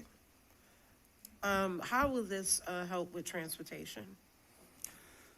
So we are hoping that it will help tremendously with transportation. As we get deeper into the master plan, remember I put on the board, it was 13 other closures, consolidations, reconfigurations that we're going to be doing as a part of the master plan. Some of our programs, especially those that are district-wide, we ship from students from county line to county line, and we have bus routes as long as 2 hours one way. And so we're hoping that by providing these additional choice programs throughout the district that align from K-12, that we will be able to increase our transportation efficiency, which not only helps us academically because students are on the bus less and in classes more, but also helps us financially for the cost that we actually are spending for oil, gas, and tires and drivers, as well as the cost of funding that we never receive because our efficiency rating is lower than what it needs to be. Another question I have in regard to possibly thinking about what reassignment is going to look like, because will students have the ability to reassign themselves into a magnet or a choice program? Like, is that another conversation? Yeah, so Is that part of the conversation? right. So for the choice portion of the schools, students would have an opportunity to apply to those programs. But those students who live in the attendance zone associated with those schools are automatically a part of those choice curriculum. So again, we're going to have attendance zones and magnet zones or whatever, outside of just making schools just a choice. That seems like that would be a lot easier to make the school just a choice as part of the magnet choice process. And that's instead of these mixed bags of attendance zone and magnet. You know, I don't, it just seems like it just turns into the thing of when something is a reassignment, then I'm reassigned into the school, but not the program. Am I correct? Not in these instances. So if you are, if you live in the attendance zone, and even if you are reassigned from outside of the attendance zone to the school, you are automatically a part of these programs. Okay. Okay. Ms. Wellborn, followed by Ms. Pratt. That made me think of a question. So if you're automatically enrolled, do they have, those that don't want to do that have an option to go somewhere else? Correct, through either reassignment or a choice. All right, but, so if the reassignment, they'll have the, if they don't want to go in the program, there will be a set option for them to go outside. Is it, I can go anywhere, or we're going to have a set for students that don't want to go into robotics, want a traditional situation, there will be another elementary they can go to? I don't know. Not, just saying, you know, so, but I think you might want to give that some thought. Sure. Because not all kids are computer, that's not, you got a wide range, and that might not be, I always see that's two ways. Either you're kind of literary and journalistic, or you're analytical and you're math. And from what I can pretty much figure, it's usually about a 50-50 switch. You either left or you're right. And, you know, like me, I was, you know, math and analytical, but don't give me literature. So now, if you stuck me in a literature program, okay, when I'm math and science, or math and analytical, you just set me up to fail. Do you see what I'm saying? Sure. Because, and my own son, when he decided he thought he wanted to be an engineer, and he hit 2 semesters of calculus, and guess what? He turned he became a very strong reader and comprehension-oriented person to begin with. So that was not his, and he needed to go this direction. So I'm just saying we got to give some thought that, because if robotics is going to be a lot of math, a lot of analysis, correct? For the most part. Okay, you don't have to answer that. I can see the look in your face. All right. But I'm just saying we got to give some thought process that everyone doesn't fit in that pathway. And we need to make sure that we have options for them somehow. And I'm going to leave that one alone. Okay, PAC. I'm a little, all right, you said that anybody that was in PAC could continue up to the 7th and 8th. No, All right, that's what I heard, so you Yeah. need to correct me. Yeah, absolutely. So the attendance zone portion only goes through the 5th grade. Right. So if you live in that new attendance zone, you're going to go to PEC. If you want to participate in the 6th through 8th portion of the K-8, you would have to apply to be a part of that, regardless if you live in the K-5 attendance zone. And Will they get preference, will they get a preference. yes? Yeah. And then you're still saying if you do that, then it gets a little squirmy there. Because then if all of them, if there's more than, unless you split how many can go in, that might be the answer. You say, we'll take so many of the homeschool and then open so many seats open to outside of the homeschool area. But I think you really do have to give it some thought process here. So that was one thing, because when I heard it, so I wanted to make sure I understood it correctly, that anybody that wanted to go and that was there could go to that. And in a way they can, but the way you hear that is there's no, I can definitely go, not I might be able to go. Does that make sense? Sure, yes. Okay. All right. The Montessori. How many, all right, and it's great that we want to grow it, and I understand that makes logical sense to want to grow it because the Montessori program is going to be larger and have more capacity, so you want to have more children to fill that capacity, correct? That's Correct. the reason for this. So if we leave them at Alamance, they won't be able to grow. So, and we're building a whole nice new building dedicated to Montessori. All right, so Washington Montessori, are they impacted by this at all, or? Yeah, so eventually, the Irwin Montessori at the Archer site will serve Greater Greensboro, just like Triangle Lake does High Point. Well, and that was That's kind of where I was going. So eventually, so Washington students would eventually have the option to go to the Montessori, the Archer Montessori facility. And I just wanted. Right. Those who are attending as a Montessori choice would. Is Washington not? It has both a boundary and a choice part. Okay. All right. So those that are participating in Montessori, all Montessori students would be going to the new Montessori facility. That's right. Okay. Which I don't think that was brought up. Okay. I'm good. Thank you. First of all, I want to thank you for doing small group sessions with board members who wanted to participate. It's really, really helpful to get information ahead of the time before we come into this, so thank you for your time with that. Couple of super quick questions.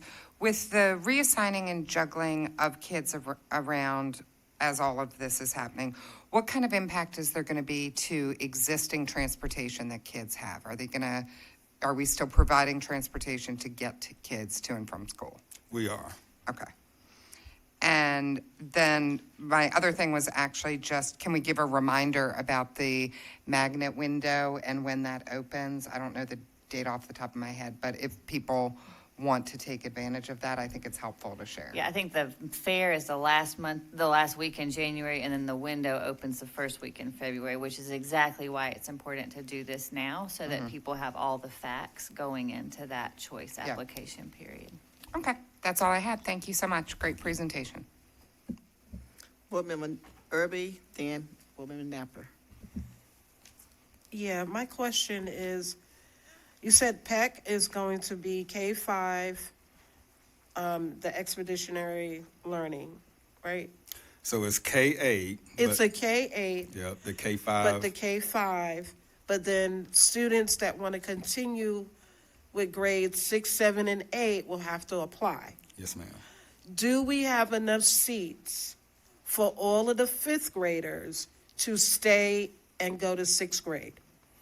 So we're planning on 100 seats for 6th, 7th, and 8th. Just as a reminder, the attendance zone part of the fifth grade could make that number fluctuate depending on how many people move into the area. So some years you may have 115 fifth graders because the boundary has increased, and then other years you may have less because people move out.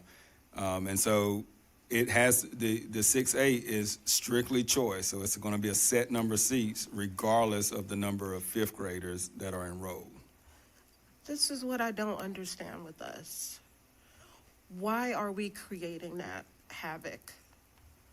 If a child starts in PEC, in kindergarten, they need to be able to go straight through without having to apply again for their own school.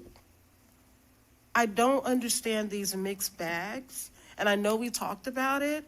It's what happened at Penn Griffin is like the perfect model for a 6 to 12. It's not a true K-8 if all the children that start in kindergarten cannot stay all the way up until 8th grade automatically. It's not a real K-8. It's 2 schools on one site. And I just have to say that I don't think that that's the best model for rolling this out. And I'm just not in agreement with how this is being done, because I just feel like it just creates unnecessary things and administrative things, and not really setting children up for success the way that we think that they should be. If I get my kid in kindergarten, there ought to be a seat all the way up to 8th grade. And I'll just say that, planning for design and structure for all of these predates Dr. Monk, for sure. I can also say that the PEC students have always gone to Jackson. We're not changing that natural trajectory. What we do have to do is make sure that we're able to continue programming regardless of where kids are. So we don't have gaps in middle school. So you don't have visual and performing arts K-5, then you don't have it 6-8, then you pick it back up 9-12. So we do have to fix that part in terms of what students will have access to at their home middle school that continues their pathway from elementary school to middle school to high school. And we have Jackson also as that opportunity. But I hear your concern. Napa, followed by Shiraz. On page 23, we have the public hearings listed for consolidation school closures on December 12th, and actually, this probably goes more for Dr. Oakley. Isn't that the same date as our scheduled Board of Ed meeting? Public hearing is ahead of the vote like we've done with other, like Bennett. Right. That just seems very short time frame. Will the public have any other opportunity to give their feedback prior to the 12th? Will there be any other? So we've held the first round of meetings with school staff, followed by parents in that same evening. We'll continue those communication efforts. Part of the reason we wanted to have this information a month ahead was so that we're able to engage those groups as appropriate. I know I met with Irwin families yesterday morning by request for clarity, and we'll continue to do that. The truth is that no type of meeting, no time of meeting works for every family, so we're going to have to be nimble between now and December 12th.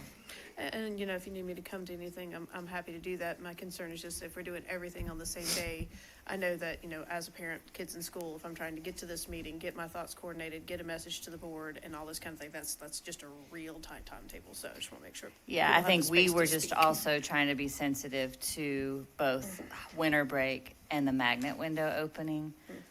so that, yeah, we're ready to open the new schools. If we're having meetings school by school on request, I think that's more than fair. Thank you. Can you say a word about what this means for teachers in these schools that are closing? Yes, everyone is going to have their jobs. That goes for teachers, principal, classified staff. Everyone will have a job with this. And we're working with, HR is going to work with them individual for their individual needs and make sure that they get the placement that they need. And let me say, I appreciate that aspect of this as it relates to the timing of this announcement, and hope that gives teachers as much time as possible to make all of the practical and emotional adjustments of this news that is has a lot of possibility and also a lot of challenge.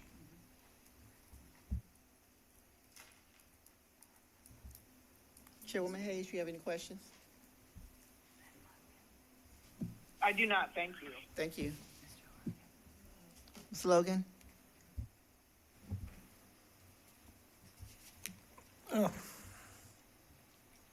Couple clarifications on a couple of things. I will say I was a school teacher within the schools. I worked in schools. I understand the conditions of the schools, but I did not support the bond. Originally, we said 22 schools were going to be rebuilt, correct? Correct. How many of those are going to be rebuilt? Now, we before you answer that, we have 5 guaranteed price schools. On 5 of them are guaranteed. Everything else is still up in the air, correct? Yeah, and so unable to do the math and remember which schools on the list in my head, I will say that there are about 21 projects that are either going to be new construction like Katherine Johnson or rebuilds that we're estimating that we're going to be able to do with the $2 billion. And just remembering that $500 million of that we set aside to do deferred maintenance at all of our other existing schools. What did we have set out for originally for doing the maintenance? Was it $800 million?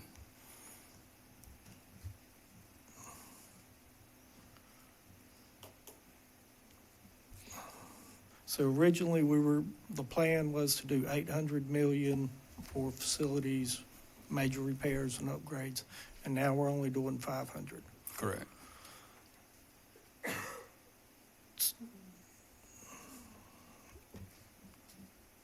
And that would have been a part of the $2.6 billion request, but we only did $2 billion. $2 billion, right. So we didn't get all of that. Now, for school prices have basically doubled and tripled, correct?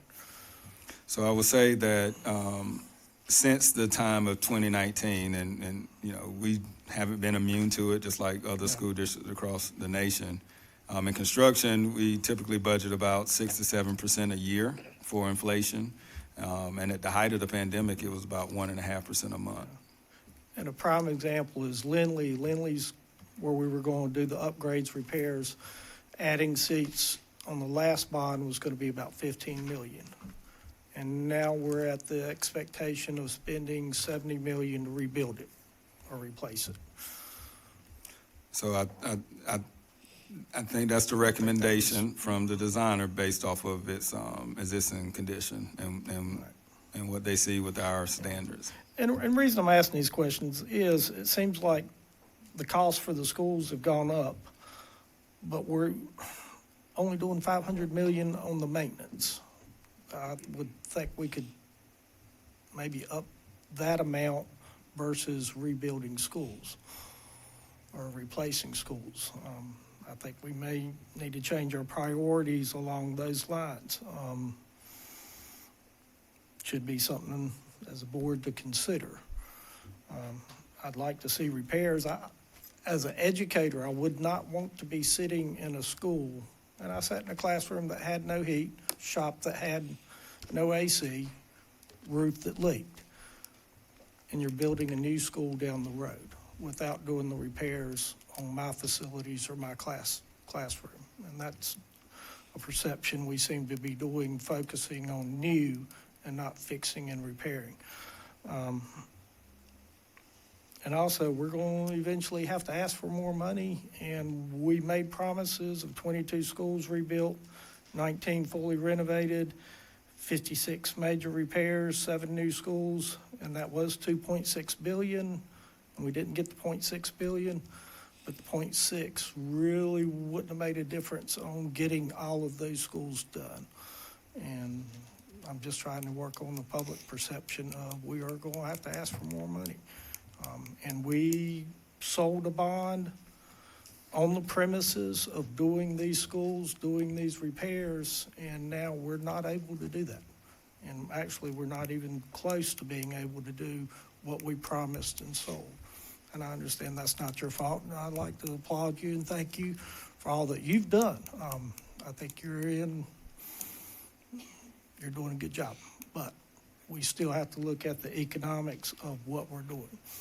So, that's Yeah, and I'll just add, I think, in terms of engaging the public, I think also when we look back historically at who's gotten new schools, it's often been who's been the loudest.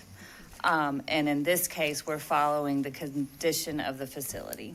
And that was the intent from the get-go, and we're sticking with it. And that requires a careful look at history and zip codes and sticking to what we said we were going to do. I would also argue that $500 million that will touch all schools instead of safety and technology is a big deal, and there will always be more to do. But to your point, the dollars just aren't going as far as they would have when we got these numbers in 2019. But it's also almost 5 years later. I would like to see at least the $800 million on the maintenance and repairs on the facilities. We need to, if we do not do those, what happens to those facilities? They deteriorate more. So we really need to focus on the maintenance and the repairs versus building new.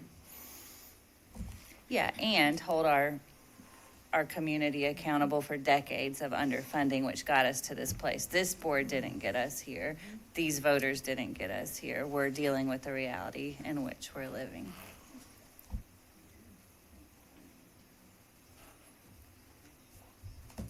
Alan? No, I'd like to make a comment that as it relates to public trust, I think what the bond did is make possible the greatest amount of funding to do the most good for these schools, and now entrusts us to do that. That's the promise we made. The promise was to do the most good with the resources available, and our community supported that promise, and I believe will again when that need is present.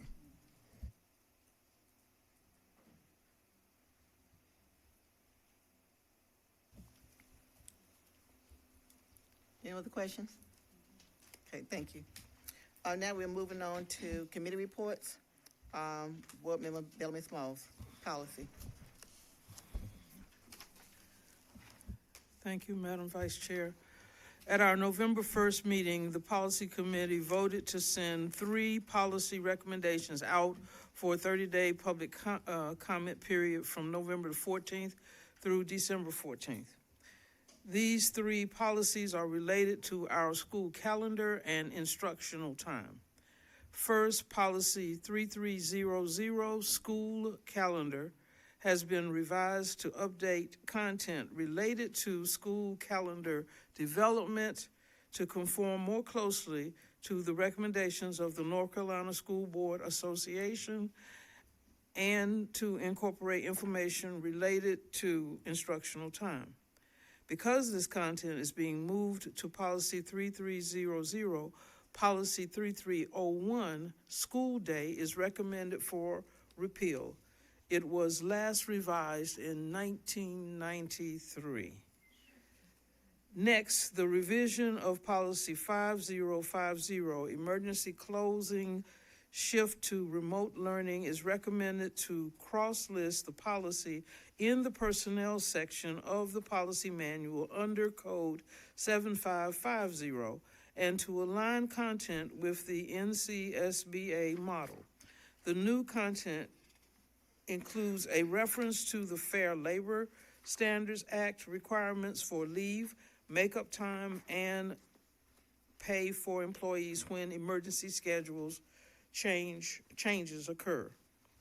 As a reminder, you can review the revisions in detail in the attachment to the Policy Committee report in the board agenda, and they will be featured on GCS's website and social media channels after this meeting.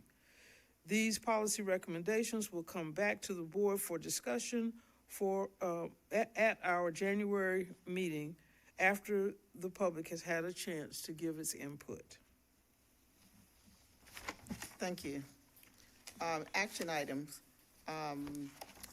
Board Member Kim Irby, will you please read the resolution to fully fund public education to prepare for our students for the world. Resolution to fully fund public education to prepare our students for the world. Whereas the Guilford County Board of Education hereinafter the board has consistently asked the North Carolina General Assembly to prioritize public schools, and most recently did so for the 2023-25 biennial budget. And whereas the board values and has built nurturing learning and teaching environments, supportive and respectful schools, and has trained and valued its employees. And whereas the board believes every child has a constitutional right to be educated in an educational environment that permits them to reach their potential regardless of their zip code, color, gender, or background. And whereas Governor Roy Cooper has declared that North Carolina's public schools are facing a state of an emergency, citing tax cuts for the wealthy, public tax dollars funding private and charter schools. And whereas the Leandro ruling established the state's constitutional obligation to ensure that all students have access to the resources and opportunities necessary for a sound, basic education, and adequate funding is a fundamental component of this obligation.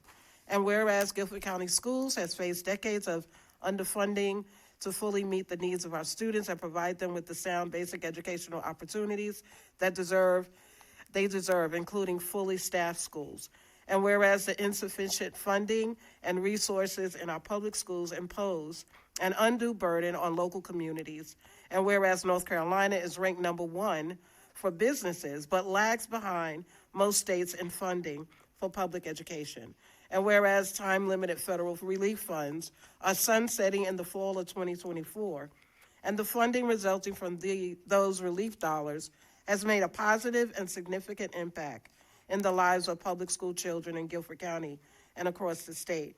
Now, therefore, be it resolved that in order to provide each and every public school student in Guilford County with their constitutionally protected right to education, the Guilford County Board of Education hereby urges the North Carolina General Assembly to do its part to address the emergencies we face and fully fund public education. And be it further resolved that the Guilford County Board of Education requests that the Guilford County Board of Commissioners protect our nearly 68,000 public school students to keep the scarce public money in public schools that are fully accountable to the taxpayers of Guilford County by not providing capital funds for unaccountable charter schools has been suggested in the recent charter schools omnibus legislation. Move the resolution. Okay, moving properly second. Please show a hand of votes. All raise your hand for signifying aye. Any nay? Vote passes 8. Okay, hold, I'm sorry. I'm in favor, Betty. Okay, thank you. Motion passes from 8-1. Thank you.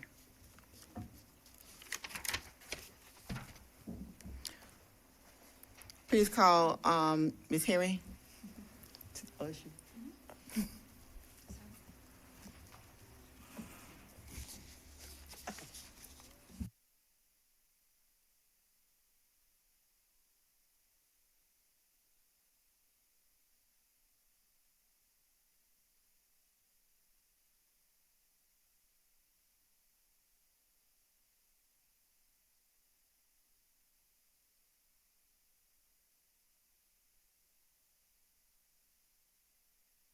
See if I remember how to do this. It's like riding a bicycle, right? Good evening, board members. In addition to the presentation I'm getting ready to share with you, included in the materials for this budget discussion is a budget summary that includes the final budget by fund for the 22-23 fiscal year, and then the unaudited, unadjusted 22-23 actual revenues and expenditures, the board's budget request for the 23-24 fiscal year, and then the final budget that we're bringing to you tonight for 23-24. Also included in the materials is the budget resolution that reflects the final budget that we're asking you to approve this evening. We are here tonight on November 14th, asking you to approve a final 23-24 budget resolution because the state budget passed into law on October 3rd, 2023. This was more than 5 weeks after our traditional schools started and more than 3 months after the beginning of our fiscal year. That's all I'm saying about that. Our 22-23 priorities were in alignment with our strategic direction focus area to recruit, retain, and reward top talent. Last month, our human resources team shared an update, and I'm going to repeat what they said, that without our people, we cannot and will not achieve our vision to transform learning and life outcomes for all of our students. Our priorities for 2023 were to advocate for competitive living wages for all staff and to specifically bring our frontline workers closer to market rate. To that end, the Board of County Commissioners provided $15.4 million to be used to begin aligning our classified pay ranges with the current labor market, keeping in mind that current labor market's a kind of a moving target. It's also important to keep in mind that school nutrition managers, assistant managers, assistants, and ACES group leaders are not paid from this classified salary schedule. And this is the beginning and end of funding we received from the county commissioners for our 2023-24 operating budget. So we're going to move on and look at our state budget. So the state budget provided funding for a 4% increase for our non-certified or classified and our central office staff. The budget also provided an additional $4.7 million for bus drivers to be distributed among all of school districts across the state. And these recurring funds vary by school district and according to their salary schedules. And it's up to each school district to determine how much additional pay for bus drivers they can afford and how to best adjust the local salary schedules for bus drivers. GCS combined all of these state funds with the funds, the $15.4 million we received from the Board of County Commissioners, to create a new classified salary schedule that was reflected in our staff's October 31st paychecks. When we look at what the state did with our teachers and most instructional support staff increase, this includes our licensed staff as well as our assistant principals. And as I've mentioned before, you'll hear me say teacher salary schedule, and I say that a lot, although that means all of our licensed staff and assistant principals. Most of those salary schedules are built on some version of the bachelor teacher salary schedule. So you'll hear me say teacher salary schedule, but I'm referring to all of these salary schedules. So you'll see the beginning salary, or the beginning teacher salary, has increased to $39,000 for the 23-24 school year. Our teacher increases range from 2% to 7.7%, depending on years of experience, with the higher increases in years 1 through 15. The budget statute does include some timelines that we have to meet. So as you can see here, employees must be employed by June 30th, 2023 to be eligible for any of the salary increases. July 1st is the date to which salary changes are retroactive, even when we didn't get a state budget or have a state budget in place on July 1st. And the deadline for our state principal EVOS bonuses was October 31st, 2023, and January 2024 is the deadline when we'll pay the state teacher EVOS bonuses, which is similar to what we've done in previous years. When we look at our benefits, the state budget increased the retirement rate to 25.02%, which means for every dollar we pay an employee, we have to send 25 cents to the state retirement system. They also increased the health insurance rate to $75.57 per person, which is an increase over the $73.97 we were paying last year. These new rates mean that the benefit cost for a new teacher is 49% of their salary, of their state and local salary. So a new teacher now makes $46,250 with the $39,000 plus the $72.50 local supplement. And so 49% of that now we have to pay for benefits as well. Other notable changes in the state budget include a reduction in state at-risk funds to fund the Extended Learning and Integrated Student Supports competitive grant programs. The General Assembly did increase driver's education to provide for additional homeschool and private school students. There is an increase, $11 million increase, but $10 million of that's non-recurring in instructional supplies and materials. We've benefited by about $500,000 from that increase. And then there was a modification in transportation to get the funds out to districts earlier instead of having a portion of our transportation dollars brought to us when the state budget passes, and then the balance coming in December. So what does all this mean for our local current expense? You can see the legislative impacts includes growth in charter school enrollment at $6 million, an increase in the retirement rate for employees paid from our local fund of $469,000. We have a slight savings in our health insurance for employees paid from our local current expense fund or our local funds. And then the cost of implementing the salary increase for our licensed staff and assistant principals totals about $1.7 million. Sustaining operation costs include anticipated increase in the cost of utilities, as well as a significant increase we saw in our property and liability insurance rate. These increases, along with the dollars needed to move into the rebuilt Claxton Elementary School, total about $2.5 million. This brings the total for sustaining operations and legislative impact to $10.4 million. And as I mentioned earlier, none of these items were funded by the Board of County Commissioners. Also included in the local current expense fund budget is the $15.4 million that the county commissioners did provide for the classified salary schedule. So we have redirected dollars that we were able to identify in the current budget to cover $8.4 million of this shortfall, the $10.4 million shortfall, and we are recommending that we use $2 million of fund balance to balance the local current expense fund budget. Clearly, we can't use the fund balance as a recurring resource to balance future budgets, and a significant portion of the dollars that were redirected were due to the availability of ESSER funding that will not be available as we begin looking at our 24-25 budget. So with that, I'm happy to answer any questions and then ask that you approve the budget resolution. Woman Pratt. Thank you so much, Ms. Henry. And I just want to be sure that the public knows that we have the opportunity before the board meeting. Thank you to Dr. Oakley for having agenda review sessions where we can meet in small groups and go through some of these and get a lot of questions answered before we get here. And I don't really have a question. I just have a statement. $39,000 for a starting salary for teachers who have gone to school for 4 years and have a degree and have professional training and are experts in the field is just embarrassing. And that's not anything to you, of course. That's a statement about where we are as a state. And when we talked about this yesterday, I think we said that we thought we're somewhere like 46th in the country. It was 34 for average and around 46th for starting teachers. Yeah.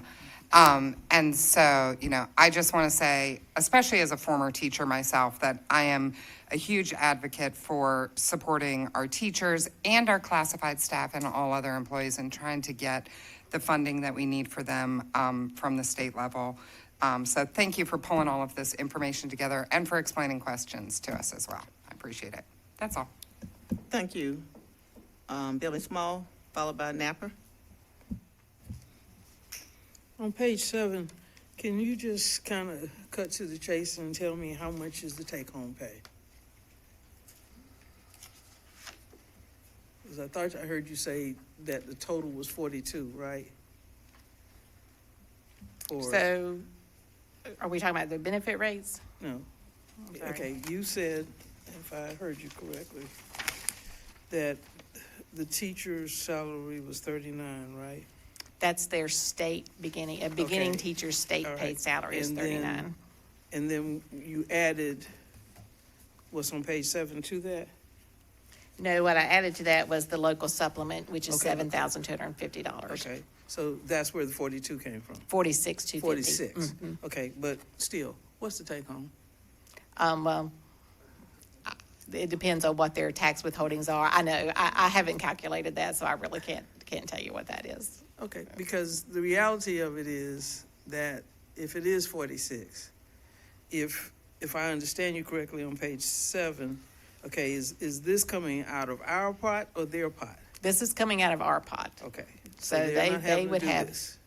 FICA and tax with federal and state tax withholding and any health insurance and any other deductions that they've elected to take coming out of their part. What's the average, come on, what's the average? I promise you, I don't even have a number that I can pull out of my head, but we certainly can look at what a typical beginning teacher take-home pay is and get that information to you. I'm sorry, I just don't have it today. Okay, because I got something from a teacher who got her bonus, and the bonus I think was supposed to be $1,000, but after taxes, I think she wound up with like 60% of that. I mean, what's the point of giving them a bonus if? Well, I mean, we're statutorily required to withhold taxes, and we're not going to not do that, so I don't know how to help them But do you with that. understand what I'm saying? Yeah, The bonus certainly. is, I mean, we're telling people they're getting $1,000, but they really getting $600. We told, I mean, we bucketed it out very clearly in all of the communication. We did from the get-go, even when we presented it to the board. And it's still disappointing that that's what the actual is, when you start with the 1,000. Okay, okay. And then on page 9, will we go back, Dr. Oakley, I think this is a Dr. Oakley question. Will we go back, and since we asked, I think it was for originally 38 million, right? For the classified, to deal with the compression, right? Okay, and they only gave us 15, right? Okay, are we gonna go back and ask again in the next budget year? So we're in the process of budget development and request now. We are meeting earlier and more often so that there aren't surprises as we get to the ask, but that would include things like funding the other half of the classified salary schedule, teacher supplements, making sure we do get the sustaining operation funding that we were not able to get this year, liability insurance, utility increases, et cetera. Okay, so when do we get those talking points to start wearing the heck out of them? Monday. Well. Oh, you mean the board engagement Yeah, it's probably piece. the end of April. Yeah. Not until April? I mean, we can go through the priorities ahead of time. We won't get to that final ask and that communication channel until a little bit later in the spring. But we can do the big picture bullets that we already know to be true that we've carried over from previous years. We can certainly do that. Okay, and part of the reason I'm asking that is that, as you probably know, next year is election year. And so I think we want to be able to put this ask in front of whether it's an incumbent or someone who is running, that, you know, these are the things that we need to see them perhaps paying attention to next year. We don't need for us to wait until November, they get elected, which means then it would be the following spring before we would see any, you know, actionable behavior of them. So I just think the sooner we can say what our needs are, that can help drive how people look at who best says that they will support that. Okay, thank you. Napper? First question, Angie, I don't know if this should go to you or possibly to Jill.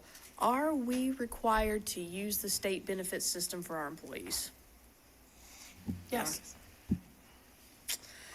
Well, there goes that money-saving idea. So I understand with property and liability. Let me clarify too. You also want to, in that their retirement system is not something you could replicate very well in the private sector. And I understand that. I'm thinking more in terms of health insurance. Just know what I know about having worked with major healthcare systems. That's to see another 49% walk out on top of each paycheck is just wild. On top of what I'm aware of are their co-pays, their co-insurance, their deductibles, their medication costs. Not competitive in the market from what I see, but if that's what we're required to do, then that's what we're required to do. I understand that insuring the new schools, especially as they're being built, is expensive. But we also, have a recommendation of closing properties, surplusing properties, things like that. When we do that, what, if any, effect does that have on our property and liability insurances? So it will have some, but I will be honest, these increases are not a result of what's happening on our property. For the property insurance, most of it's what's happened for natural disasters across the country. Everybody's insurance rates our property insurance rates are increasing for that reason, not so much what's happening here in Guilford County. A lot of our liability increase is because what's happening here in Guilford County, but our property insurance, that's not the case. Okay. Thank you. Mm-hmm. Logan? All right, looking at the funding from the state, is it more or less than last year? Funding from the state is more. And Okay. as in terms of absolute dollars, yes. Can you give me a year when they have decreased the funding from the state? I can I know I can go back off 10 cuff. years and certainly start talking about how they've increased funding or decreased funding. I also can tell you that there are categories that had been funded by the state from the last recession that were cut completely. Our professional development, the state no longer funds. Our student accountability dollars, the state no longer funds. There are lots of categories within dollars within categories that the state no longer funds.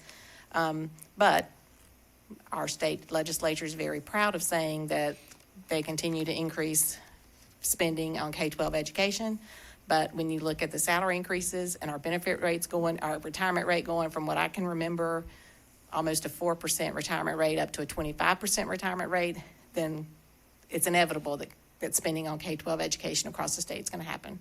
So, we can say our state funding is going up, and it is because they've increased teacher salaries, which is a good thing. All of our teachers certainly deserve that and deserve more than what they've done. But the benefit rate increases as well have caused the spending in K-12 education to go up significantly.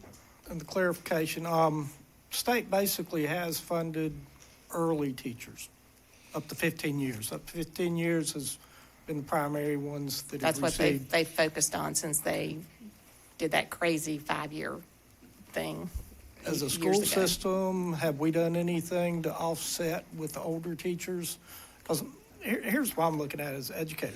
You come into a system, and if your pay's not ever going to increase or go up, once you hit 15 years, why would I want to stay within the educator's system? Which may be a that's strategy why- that some people at the state are using. But what we've done is try to increase our total local supplement across the board for all of our teachers. We had made a significant increase, or the county commissioners have made a commitment, and we made a significant increase with $8 million they gave us the first year, then they gave us $10 million the second year, which I believe was the 22-23 year.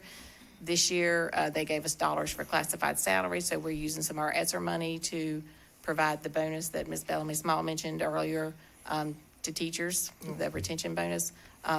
So we've got our local supplement up to $7,250 per teacher, which is higher than it's been.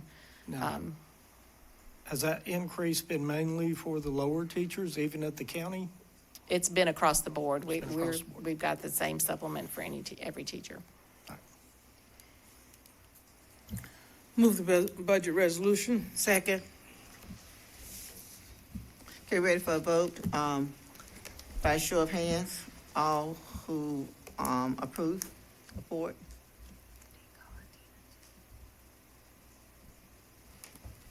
Hayes? Yes. Okay, it passes 9. Okay, yes. I said 9, so it counted me. Thank you. It passes 9-0. Thank you. Okay. Ms. Beverly Small, you're next with policy. Thank you, Madam Vice Chair. Tonight, we are considering 3 policy items that were reviewed by the Policy Committee in September and were published for public comment from September the 19th through October the 19th. Members of the public who would like to view the policy revisions may do so on tonight's board meeting agenda, which can be accessed at www.gcsnc.com under Board of Education. I make a motion to adopt the revisions to policy 1310/4002, parent involvement and empowerment as presented. The background for this is that this revision updates the policy to comply with the requirements of Session Law 2023-106, the Parent Bill of Rights. Additions include new provisions for parental notification and communication regarding student achievement and student health. The revisions also describe the method for parents to resolve concerns if they believe procedures or practice violate Part 4 of Article 7B of the new law. In total, there were 34 comments received relating to the Parent Bill of Rights, and they are attached to the agenda. In total, 34 comments were received from members of the public on the policy related to SL 2023-106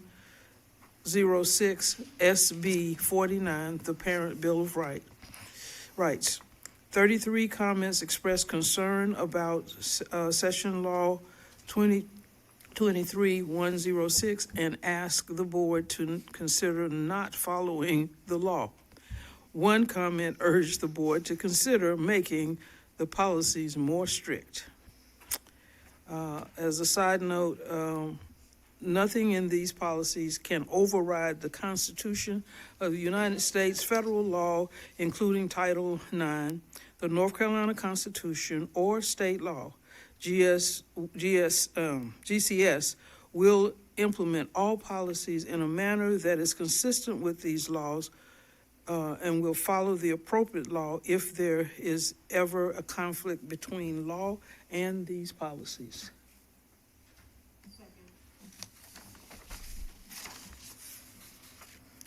Okay, all in favor, please.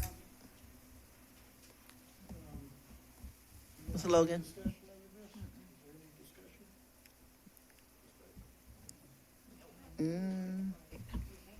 I was going to say, if you want to say something, you can. I mean, discussion is if you want to talk about it. I mean, or that doesn't. So it's not that you can't say anything. That's what I want to make sure you understand. You can. With this policy, especially on the 1310-402 one, it states, accordance with procedures established in Administrative Regulation 3200R. That doesn't provide clarity for parents. Then they have to go look up what 32R is, making the policy friendlier for parents to read and understand would be. So on your policy manual, now that you all are using the School Boards Association platform, actually it will have an embedded link. So whenever it has a reference to another policy, you just click, or you can touch it with your finger if you're on an iPad. All right.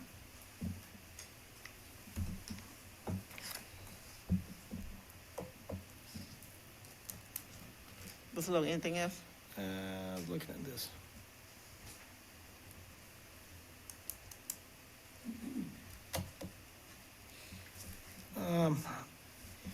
On page 6 of the bill, the way we have it read, you want me to read the whole, actually, let me read the whole thing. All right. Parent may request in writing from principal of the school in which his or her child is enrolled any of the information.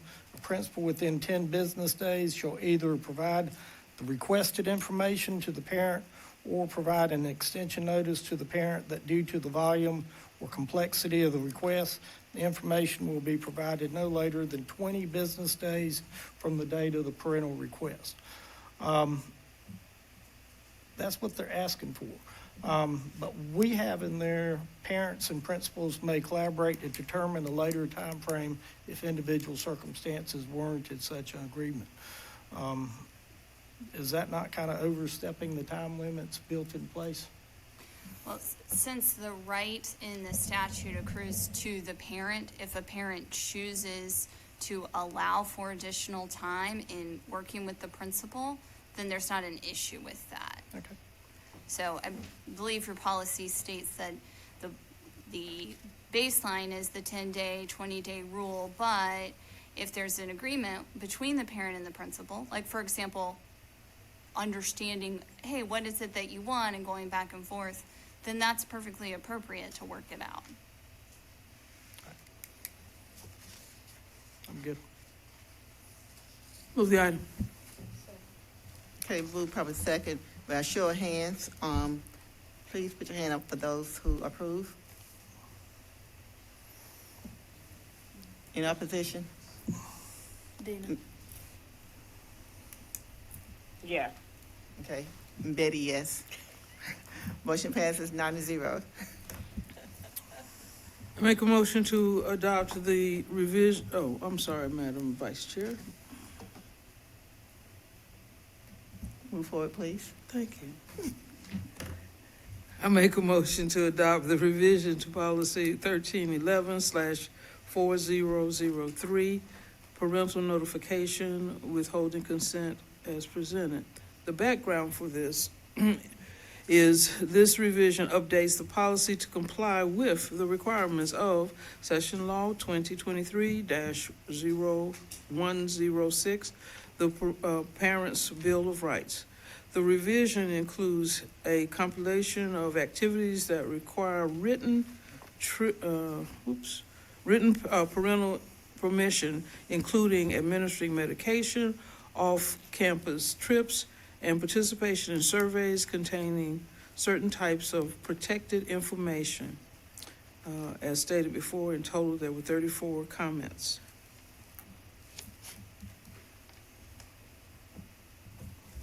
Can I have a motion? Yeah, I already made the motion. Okay, second. Okay, moving probably second. Are we ready for a vote? By show of hands, all for aye?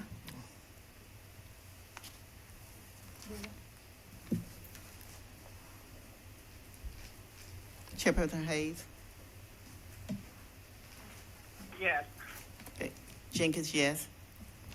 It passes 9-0. I make a motion to adopt the revisions to policy 3540, comprehensive health education program as presented. The background for this policy is this revision updates the policy to comply with the requirements of Session Law 2023-106, the Parent Bill of Rights. The revision includes the new state requirement prohibiting instruction on gender identity, sexual activity, or sexuality in the curriculum for kindergarten through 4th grade. The new provisions also clarify that curriculum includes the standard course of study and instructional materials, but does not include responses to student-initiated questions, communications unconnected to the curriculum, or other statements protected by law. Again, there were 34 comments in the public comment. Second. Motion probably second. Are we ready for a vote? All in favor?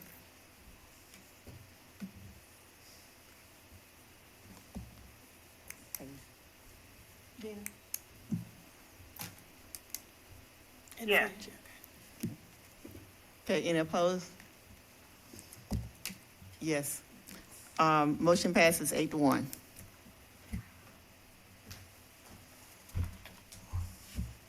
Now we're at action item F, reordering the Board of Education meeting agenda. I will call on Board Member Strauss for this item. I make a motion that starting with the December 12th, 2023 meeting, the board's regular meetings begin with closed session, if necessary, at 5:30 p.m., with the open session still beginning at 6 p.m. End motion, but incidentally, that would make it 7:51 right now.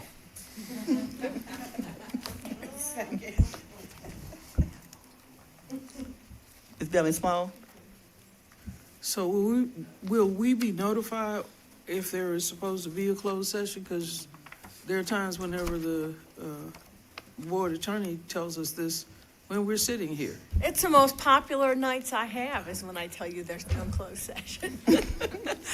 That's a good point, and we can work out those details. What other boards do that I sit with that have this process is that they go into open session, obviously, to start the meeting. They move to go into closed session. They go to closed session, carry out their business. If they get out early, then they have a few minutes to get a glass of water or a cup of coffee or whatever they want, and then continue on. Okay, so is that not going to be confusing? Because what you're actually saying is the meeting will start at 5:30 instead of 6 o'clock, right? Your meeting starts, but you do the Pledge of Allegiance. You just go, you meet and go into closed session, and then you do the general opening kinds of things when you return to open session. So you generally do the Pledge of Allegiance and those things when you return from closed session. Okay, so. It doesn't seem to be. I mean, I've done it Yeah. in many counties for a long time. Right, but then if for some reason our closed session takes longer than 30 minutes. Right. Well, so traditionally, I mean, there's some question about whether 30 minutes is enough.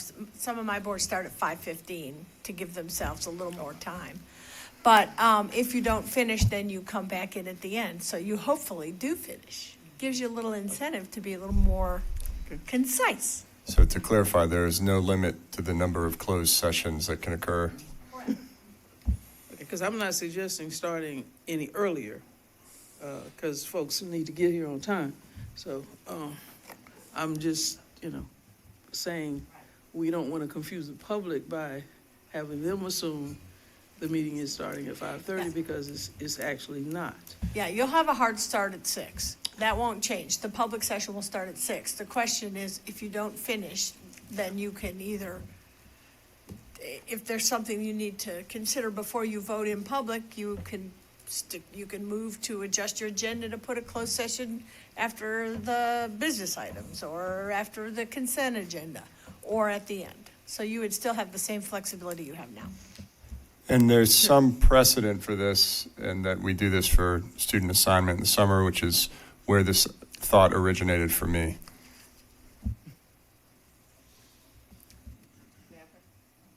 Napper, I'm sorry. Yeah, you're good. We have a published board schedule already, which I've become very familiar with because I've had to ask Lisa to send it to me about 5 million times now. And I'm fairly certain that the times are already published. Can we change published? As long as you give 48 hours notice, and I'm guessing this is way more than that. So yes, absolutely you can. That's not a problem. Good. Yeah. Ellen, you had anything else? Rouse? Okay, Wilborn? Is the public going to see, all right, you said that we're going to come at 5:30. We're going to do the pledge. No, we are going straight into close. You just come, you call the meeting to order, you move to go into closed session. You do your closed session, same as you do in reassignments. You do your closed session, you come back, you recess until open session if you happen to have extra time. I'd be willing to bet most times you won't. You come back in, and then you do the normal operation of your agenda. Start with Sure. pledge and then comments. Because those are Okay. part of a participation in public meeting. That's fine. The only concern will be is published, what will it say? We're starting at 5, because I don't want people to show right. up at 5. So Wake does this, Davie does, Chapel Hill does it, Durham does it, lots of boards do it. You can look at theirs if you want to see what language you like, because they probably aren't exactly the same, but most of them say the board meeting will begin at 5:15 with a closed session. The board will convene an open session beginning at 6 o'clock. The public is welcome to attend, something like that. Right. I would say public is welcome at 6, okay? Make sure we're very clear that don't come at 5:30 or 5:15 or whatever it ends up being, because we don't want people to make that effort. And actually, well, it won't, because our time's not changing, so we will be 6. Okay, got it. I believe our language in the summer is 5 p.m. closed session, open meeting begins at 6, but we could adjust that however everyone needs it.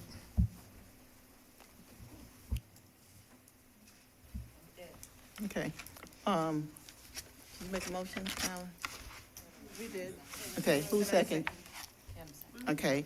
Yeah, show of hands, if you can please, raise your hand if you're voting yes.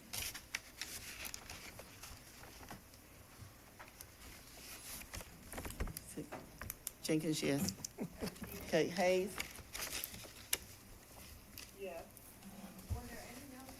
Yes. Okay, those in opposition?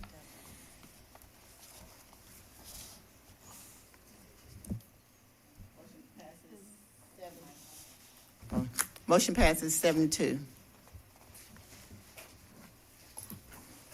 Now, I'll turn to Board Member Irby for closed session. I move to go into closed session to preserve the attorney-client privilege to discuss personnel matters protected by state law and to give advice and instruction to our staff and attorneys with regard to the purchase of real property. We need a second.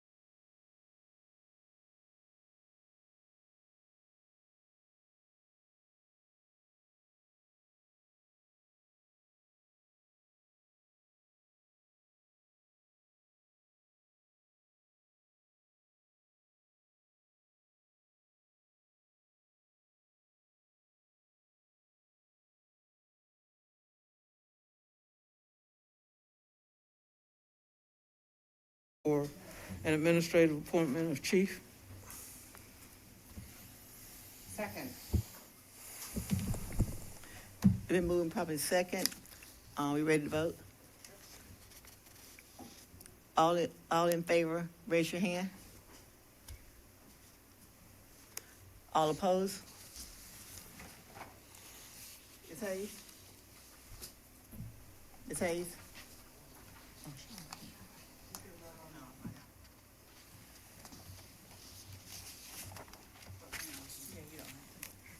Okay, motion passes 8 to 0. No, Deborah's not De- here. Deb- Deborah not here. 7-0. Sorry.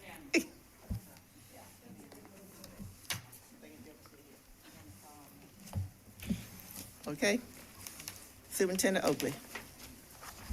It's my pleasure to congratulate Dr. Kimberly Steinke as Chief of Exceptional Children and Student Services. She's been doing that work for quite some time. Congratulations.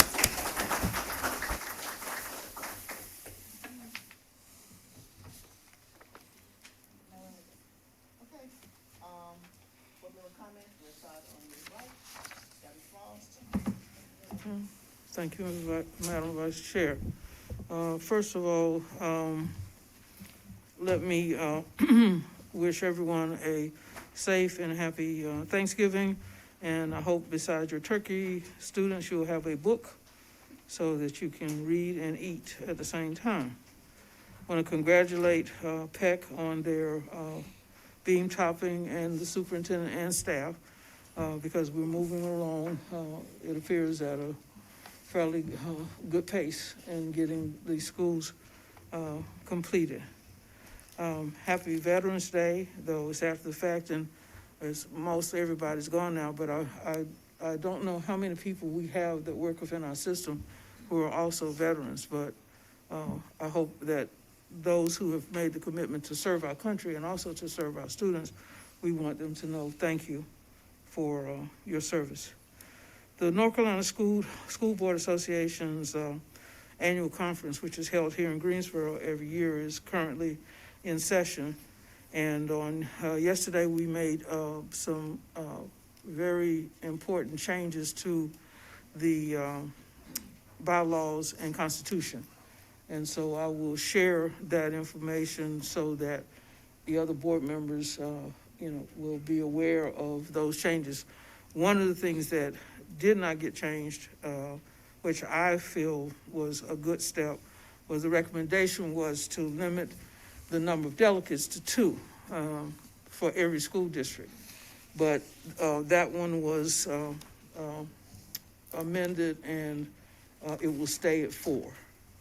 And I think that, some school districts can barely get 2, so that helps them. But then those of us who are able to have 4, because I think the voice of us to this state organization needs to be heard.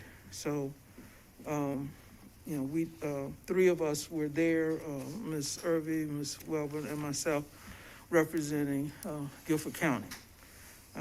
Thank you for supporting me to join the School Board Association Board, and we'll see what happens with that. So thank you very much. And also, as a last, even though it was last month, thank you for everybody who remembered my birthday, because, being 71 is going to be a trip, but I guess it's a trip I'd rather take than the alternative. So thank you for remembering me for my birthday. Thank you.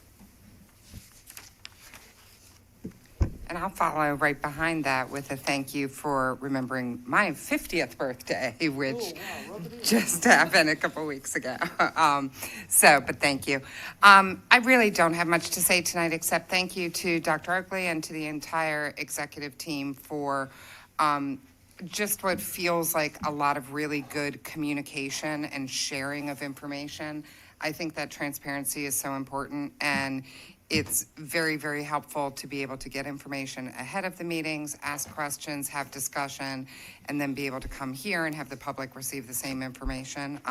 So just a big thank you and a happy Thanksgiving to everyone, and enjoy a little bit of time off from school, but not too much.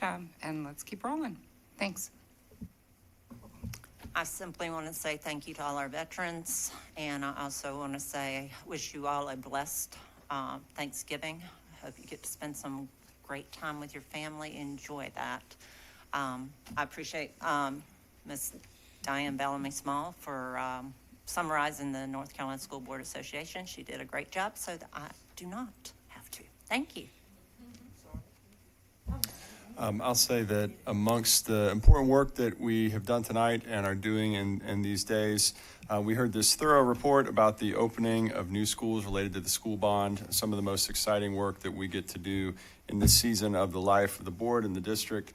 And as I was in the presentation that was held prior to this meeting, where we were familiarizing with a lot of what was happening, where we were able to ask questions, Dr. Monk was taking us through, and he showed amongst the slides, the slide redrawing the boundaries for Kaiser, Minden Hall, and where Swan had once been. And I was squinting and sort of leaning in, and then finally I got up out of my chair and I just went ahead and walked right up to the slide on the wall, and I'm looking very closely, and he said, now don't do that, Board Member Sherrouse. Don't go drawing a circle around your house. And I replied very quickly, I'm drawing a circle around my daughter in this moment. My daughter's a sixth grader at Swan who loves her school, her teachers, her community, loves playing on the soccer team, loves singing in the chorus. And next year, under, I think, a wise proposed plan, we'll be transitioning with a lot of kids to another school, to Kaiser. So I just want to use my comments to say that I know that at some level we are all who are affected by this leaning in and doing that. The work we do is all about the public good, the greatest good, the corporate good, and it is important that we stay committed to that, but we do that, I know, as family units, as caregivers, as parents, as students, as teachers, as educators, as leaders in this district. We do that while also circling the ways that these sort of transitions affect us. And I know that a lot of people are doing that in this moment. And so as we do this important work, as our community trusts us to do that, I just want to make sure that we also acknowledge the upheaval and the challenge that happens for a lot of folks at the smaller level. I know that our leadership is sensitive to that, and certainly I know many of us on the board are as well. And so as we continue to do this work, I just want to say to all of those affected that we commit to do it with continued transparent and clear communication, with an open ear to you, and we hope that you'll take advantage of all the opportunities to dialogue and to let us know your opinions. We do it with sensitivity to complex dynamics and the grief that we know comes, and we do it with a deep, deep sense of gratitude for the work that has been done in many of these places that are experiencing transition, and want especially our educators to know that even amidst change will remain with our kids always.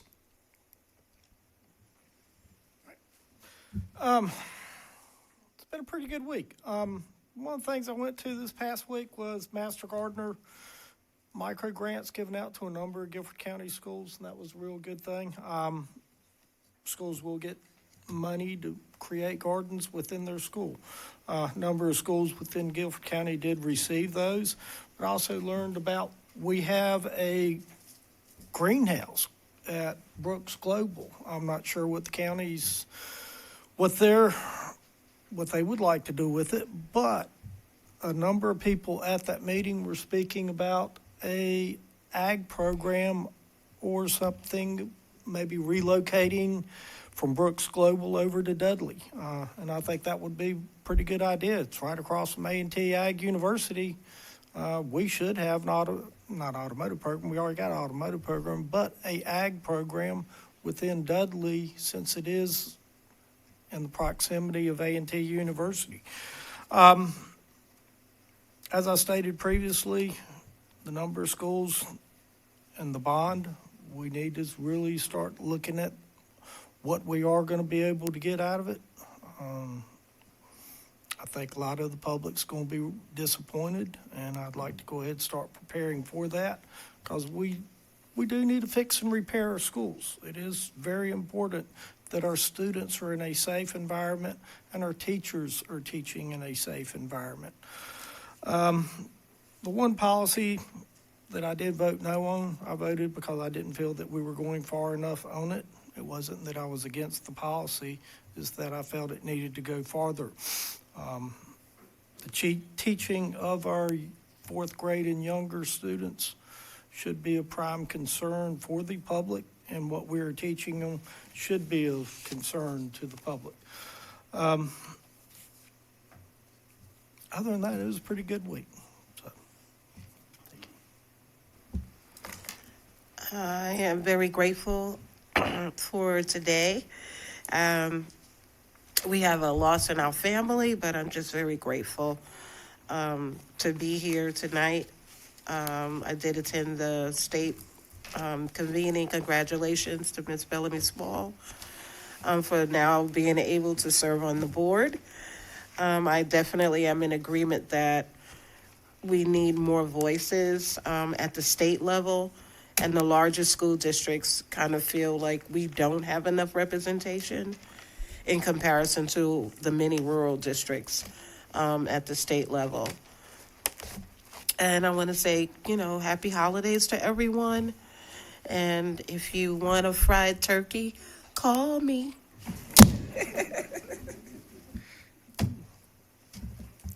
Thank you, Phil, very much. First of all, I'd like to thank you all for all that you do on a day-to-day basis. And sometimes it's much more than that, because when I call, they have a question and you answer, and I really appreciate that. We are looking for lunch buddies for anyone who want to share some time with elementary kids. Looking for lunch buddies at Simpkin Elementary School. Please contact the school and sign up. As far as what you do for students, you can't put a price tag on that. And you may say, as far as the senior staff, that you're not connected or you're not with them, you're not in the building with them, but you'd be surprised how much it means to what you do. It trickled down to the schools. And again, I said thank you for all you do, and you are amazing. Thank you. Move to adjourn. All in favor? Any opposed? Okay, thank you.